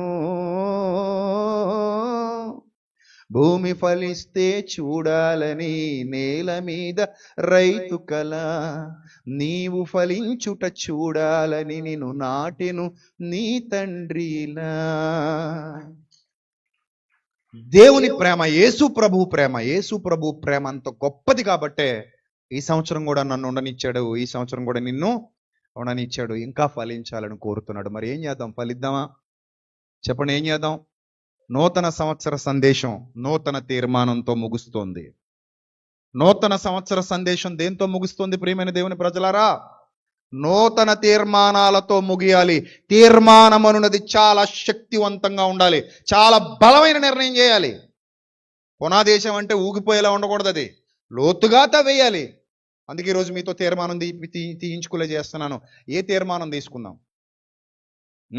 మన అబుదాబీలో అడిగాను మీ అందరికీ వాగ్దానాలు ఇస్తున్నారు కదా అవునండి ఇస్తున్నారు ఆ వాగ్దానాలలో ఎక్కడైనా ఇదిగో నీవు జాగ్రత్తగా బ్రతకట్లేదు కనుక నీ మీదకి శాపమును రప్పించబోతున్నాను ఉంటుందా ఉండదే మరి బైబిల్లో ఉందా ఉందే ఆ వాగ్దానాలలో ఎక్కడైనా అతడు చేసిన ద్రోహమును బట్టి అతని కుటుంబము మీదకి శిక్ష రప్పించబోతున్నాను ఉంటుందా ఉండదు మరి బైబిల్లో ఉందే నేను ఈ సంవత్సరము నిన్ను నరికి వేయబోతున్నాను ఉందా మీ వాగ్దానాల్లో ఉందా లేదండి మరి బైబిల్లో ఉందే అంటే అలాంటి వారు మీ సంఘాలలో లేరా ఉన్నారండి మరి ఎందుకు రాయలేదు దేవుడు వాగ్దానం అది మనిషి రాసిందా అని అనగానే అందరూ ఒప్పుకున్నారు అవునండి మనిషి రాశాడు కాబట్టి మాకు అనుకూలంగా ఉంది దేవుడు రాస్తే ఎలా ఉండేది ఆయనకు అనుకూలంగా ఉండేది వాగ్దానాలు ప్రింట్ చేసేవాళ్ళు మంచి వచనాలు ఏరి రాస్తారు నేను చెప్పిన వచనాలు కానీ రాశారనుకోండి కొనేవాడు కొంటాడా కొండు కానీ దానికి అర్హులు ఉంటారా ఉండరా సంఘాల్లో రాస్తే ఖచ్చితంగా ఉంటారు సంఘాల్లో ఫలించని చెట్లు ఎన్నున్నాయో సంఘాల్లో కానీ అందరికీ మంచి వాగ్దానాలు ఇచ్చి మోసం చేస్తున్నారు ఇది తప్పు కాబట్టి వాగ్దానం ఏరుకోకు కష్టపడి సంపాదించుకో that is the real faith నేను చెప్తున్నాను ఈ రాత్రి ఈ కొత్త సంవత్సరంలో ఎవరో మనకు అమ్ముతున్న వాగ్దానం ఎవరో లాటరీ పెట్టిన వాగ్దానం ఏరుకోవద్దు వద్దు మనకది కష్టపడి ప్రభువా నా బ్రతుకు ద్వారా సంపాదించుకుంటాను ప్రభువా. నేను ఫలించి నీ వాగ్దానాలను సొంతం చేసుకుంటాను ప్రభువా. That is the reality. ఆ రియాలిటీ నీ సొంతం కావాలి. నువ్వు ఫలించి ప్రతి వాగ్దానాన్ని నీ సొంతం చేసుకో. నీదే అది. ఎవడో నీకు అమ్మితే నీదవదు. ఎవడో దగ్గర నువ్వు లాటరీ తీస్తే నీదవదు. ఎవడో 15 రూపాయలకు 20 రూపాయలకు 30 రూపాయలకు నీకు అమ్మితే అది నీదవదు. అందుకే ఇక్కడ వాగ్దానాలు లేవు. ఇక్కడ వాగ్దానాలన్నీ ఎలా ఉన్నాయి? నీకు వాక్య రూపంలో ఉన్నాయి. తీసుకో, కావలసినన్ని తీసుకో. రూపాయి ఖర్చు లేకుండా తీసుకో, ఫ్రీ. కావలసిన వాగ్దానాలు ఇప్పటి వరకు చెప్పినవన్నీ మీకు వాగ్దానాలే. నిత్య జీవమును స్వతంత్రించుకొనున్నది ఆయన తానే, అనుగ్రహించునన్నది ఆయన తానే మనకు చేసిన వాగ్దానం. ఎవడమ్మా నాకిది? నేను ఆయన కోసం బతికితే అది నాదే. నేనేం తీసుకోక్కర్లేదు ఎక్కడి నుంచో, సంవత్సరానికి ఒకసారి. నేను ఆయన కోసం బ్రతికితే ఆ వాగ్దానం నాదే. సో కొనుక్కునే వాగ్దానాలు కాదు, సంపాదించుకునే వాగ్దానాలు కావాలి. సాధించుకునే వాగ్దానాలు మన బ్రతుకు ద్వారా కావాలి. ఫలించి వాగ్దానాన్ని స్వతంత్రించుకో. నువ్వు ఫలిస్తావా? నా మాట వింటావా? నా బిడ్డ నీకు అన్నీ ఇస్తాను. నా మాట వినవా? నువ్వు నా బిడ్డవే కాదంటాను. ఒక తండ్రిగా ఇది నీ మాట అయితే, సర్వోన్నతుడైన దేవుడు కూడా అంటున్నాడు, నా కుమారుడా, నా కుమార్తె, నువ్వు ఫలిస్తావా? అన్నీ నీవే. నేనే నీ వాడనిక, నేనే నీ సొంతం. నువ్వు నా మాట వింటావా? నేను నీ సొంతం. నువ్వు నా మాట వింటావా? నా అడుగు జాడల్లో నడుస్తావా? నేను నీ వాడను. అందుకే నేను అబ్రహాము దేవుడను, నేను ఇస్సాకు దేవుడను, నేను యాకోబు దేవుడను. కాబట్టి ప్రియమైన దేవుని సంగమా, మంచి తీర్మానం చేసుకుందాం. అందరూ కూడా కళ్ళు మూసుకొని ప్రార్థనలో ఉండండి. ప్రార్థన చేద్దాం. అందరూ కూడా ప్రార్థనలో ఉండండి. ప్రతి ఒక్కరూ హృదయంతో ప్రార్థించండి ప్లీజ్. మోకరించగలిగే వాళ్ళు మోకరించండి. కిందకు వచ్చేసి ఇక్కడ అదిగో మీకు మంచిగా కార్పెట్ ఉంది, ఇతరులకు కూడా స్థలం ఇవ్వండి. మోకరించగలిగే వాళ్ళు ఎవరైతే మోకరించాలనుకుంటున్నారో కిందకు వచ్చి మోకరించండి. లేదా కుర్చీలు జరుపుకునైనా మోకరించండి, ఇబ్బంది లేదు. లేదా నేను కుర్చీలో ఉండే ప్రార్థన చేద్దాం అనుకుంటున్నావా? కుర్చీలో ఉండే ప్రార్థన చేయండి. చాలా విలువైన సమయం, ఎవ్వరూ వృధా చేసుకోవద్దు ప్లీజ్. ఇంతవరకు విత్తబడిన వాక్యం నీ కోసమని నువ్వు నమ్మితే, ఇంతవరకు విత్తబడిన ప్రతి మాట నీ కోసమని నువ్వు నమ్మితే, నా ప్రియ చెల్లెమ, నా ప్రియ తమ్ముడు చెల్లెమ, అందరూ కళ్ళు మూసుకొని హృదయాలు దేవుని సన్నిధిలో చింపుకొని, మీ హృదయాలు దేవుని సన్నిధిలో కుమ్మరించుకొని ప్రార్థనలో ఉండండి. ప్రార్థన చేయండి. అందరూ కళ్ళు మూసుకోండి. అందరూ వీలున్న వాళ్ళు మోకరించండి, వీలు కాని వాళ్ళు కుర్చీలో కూర్చోండి. అందరూ మోకరించాలి. వీలున్న వాళ్ళందరూ మోకరించండి, వీలు కాని వాళ్ళందరూ కుర్చీలో కూర్చోండి. అందరూ ప్రార్థనలో ఉండాలి. అందరూ మీ కళ్ళు మూసుకొని హృదయంతో ప్రార్థించండి. ప్రభువా, ఇంతవరకు విత్తబడిన మాటలు నా కోసమే నేను బలంగా నమ్ముతున్నాను తండ్రి. ఇంతవరకు చెప్పబడిన వాక్యం నా కోసమే అని నేను బలంగా విశ్వసిస్తున్నాను తండ్రి. ఒకవేళ నేను ఫలించని గుంపులో ఉన్నానా, ఫలించే విధంగా నన్ను తీర్చిదిద్దండి. ఒకవేళ ఫలించేవాడిగా ఉన్నానా, మరింతగా ఫలించుటకు నాకు నేర్పించండి.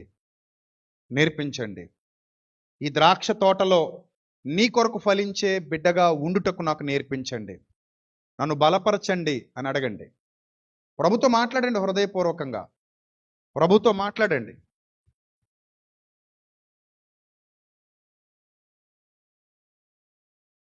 మీ హృదయాలతో చేసే ప్రార్థన కావాలి. ఇది నటించే ప్రార్థన వద్దమ్మా, గుర్తుపెట్టుకోండి. మనం చేసే ప్రార్థన, సంఘంలో చేసే ప్రార్థన యథార్థమైనదిగా ఉండాలి. నటించే ప్రార్థన వద్దు, మనసుతో చేసేదై ఉండాలి.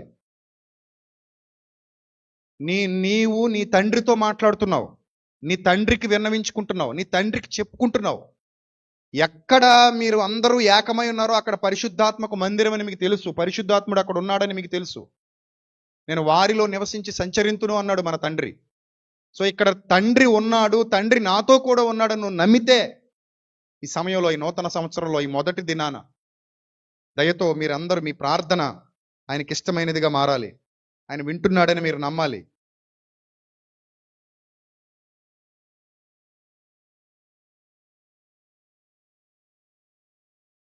ప్రార్థించండి. అందరూ హృదయంతో ప్రార్థించండి,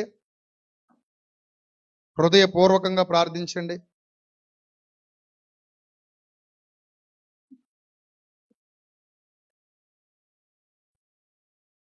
పరిశుద్ధుడా, ప్రేమగల తండ్రి, ప్రభువా, నీ సన్నిధిలో సంఘమంతయు మోకరించి ప్రార్థిస్తూ ఉండగా తండ్రి, సంఘం యొక్క ప్రార్థన మీరు వింటున్నారని నమ్ముతున్నాం.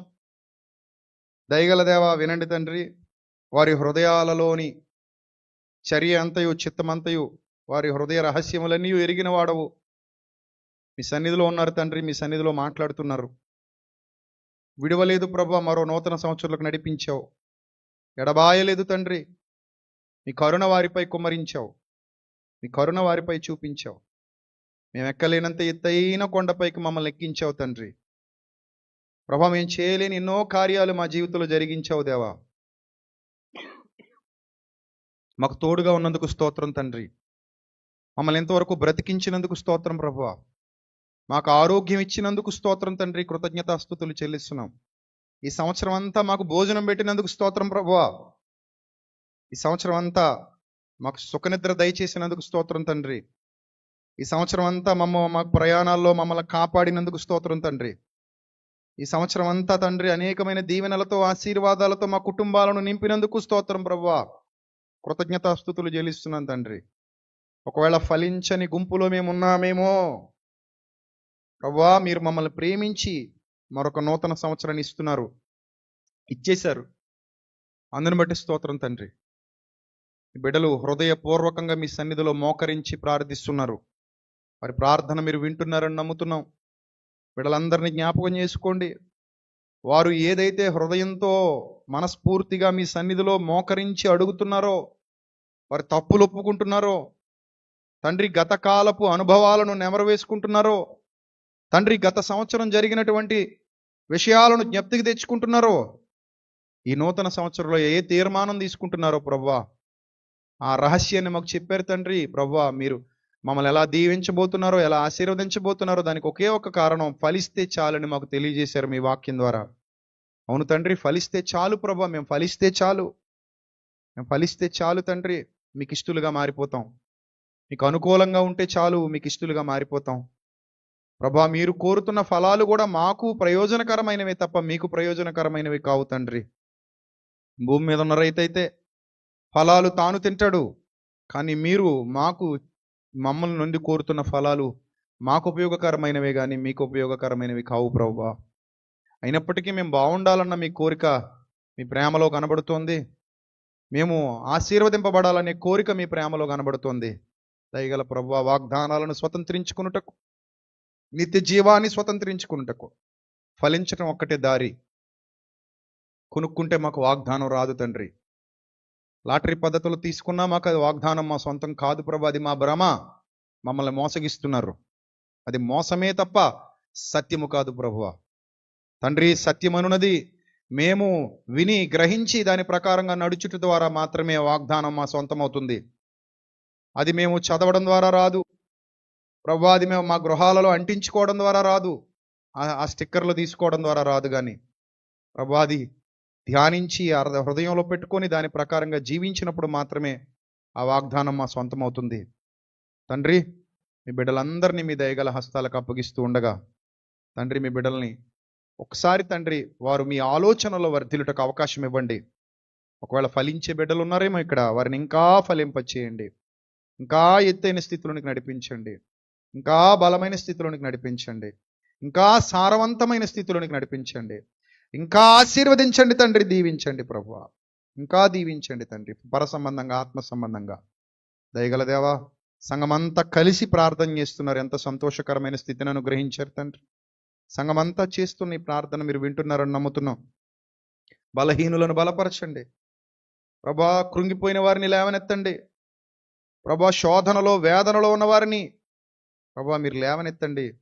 విశ్వాసమందు భాగ్యవంతులుగా చేయండి, స్థిరులుగా చేయండి, కదలని వారుగా చేయండి.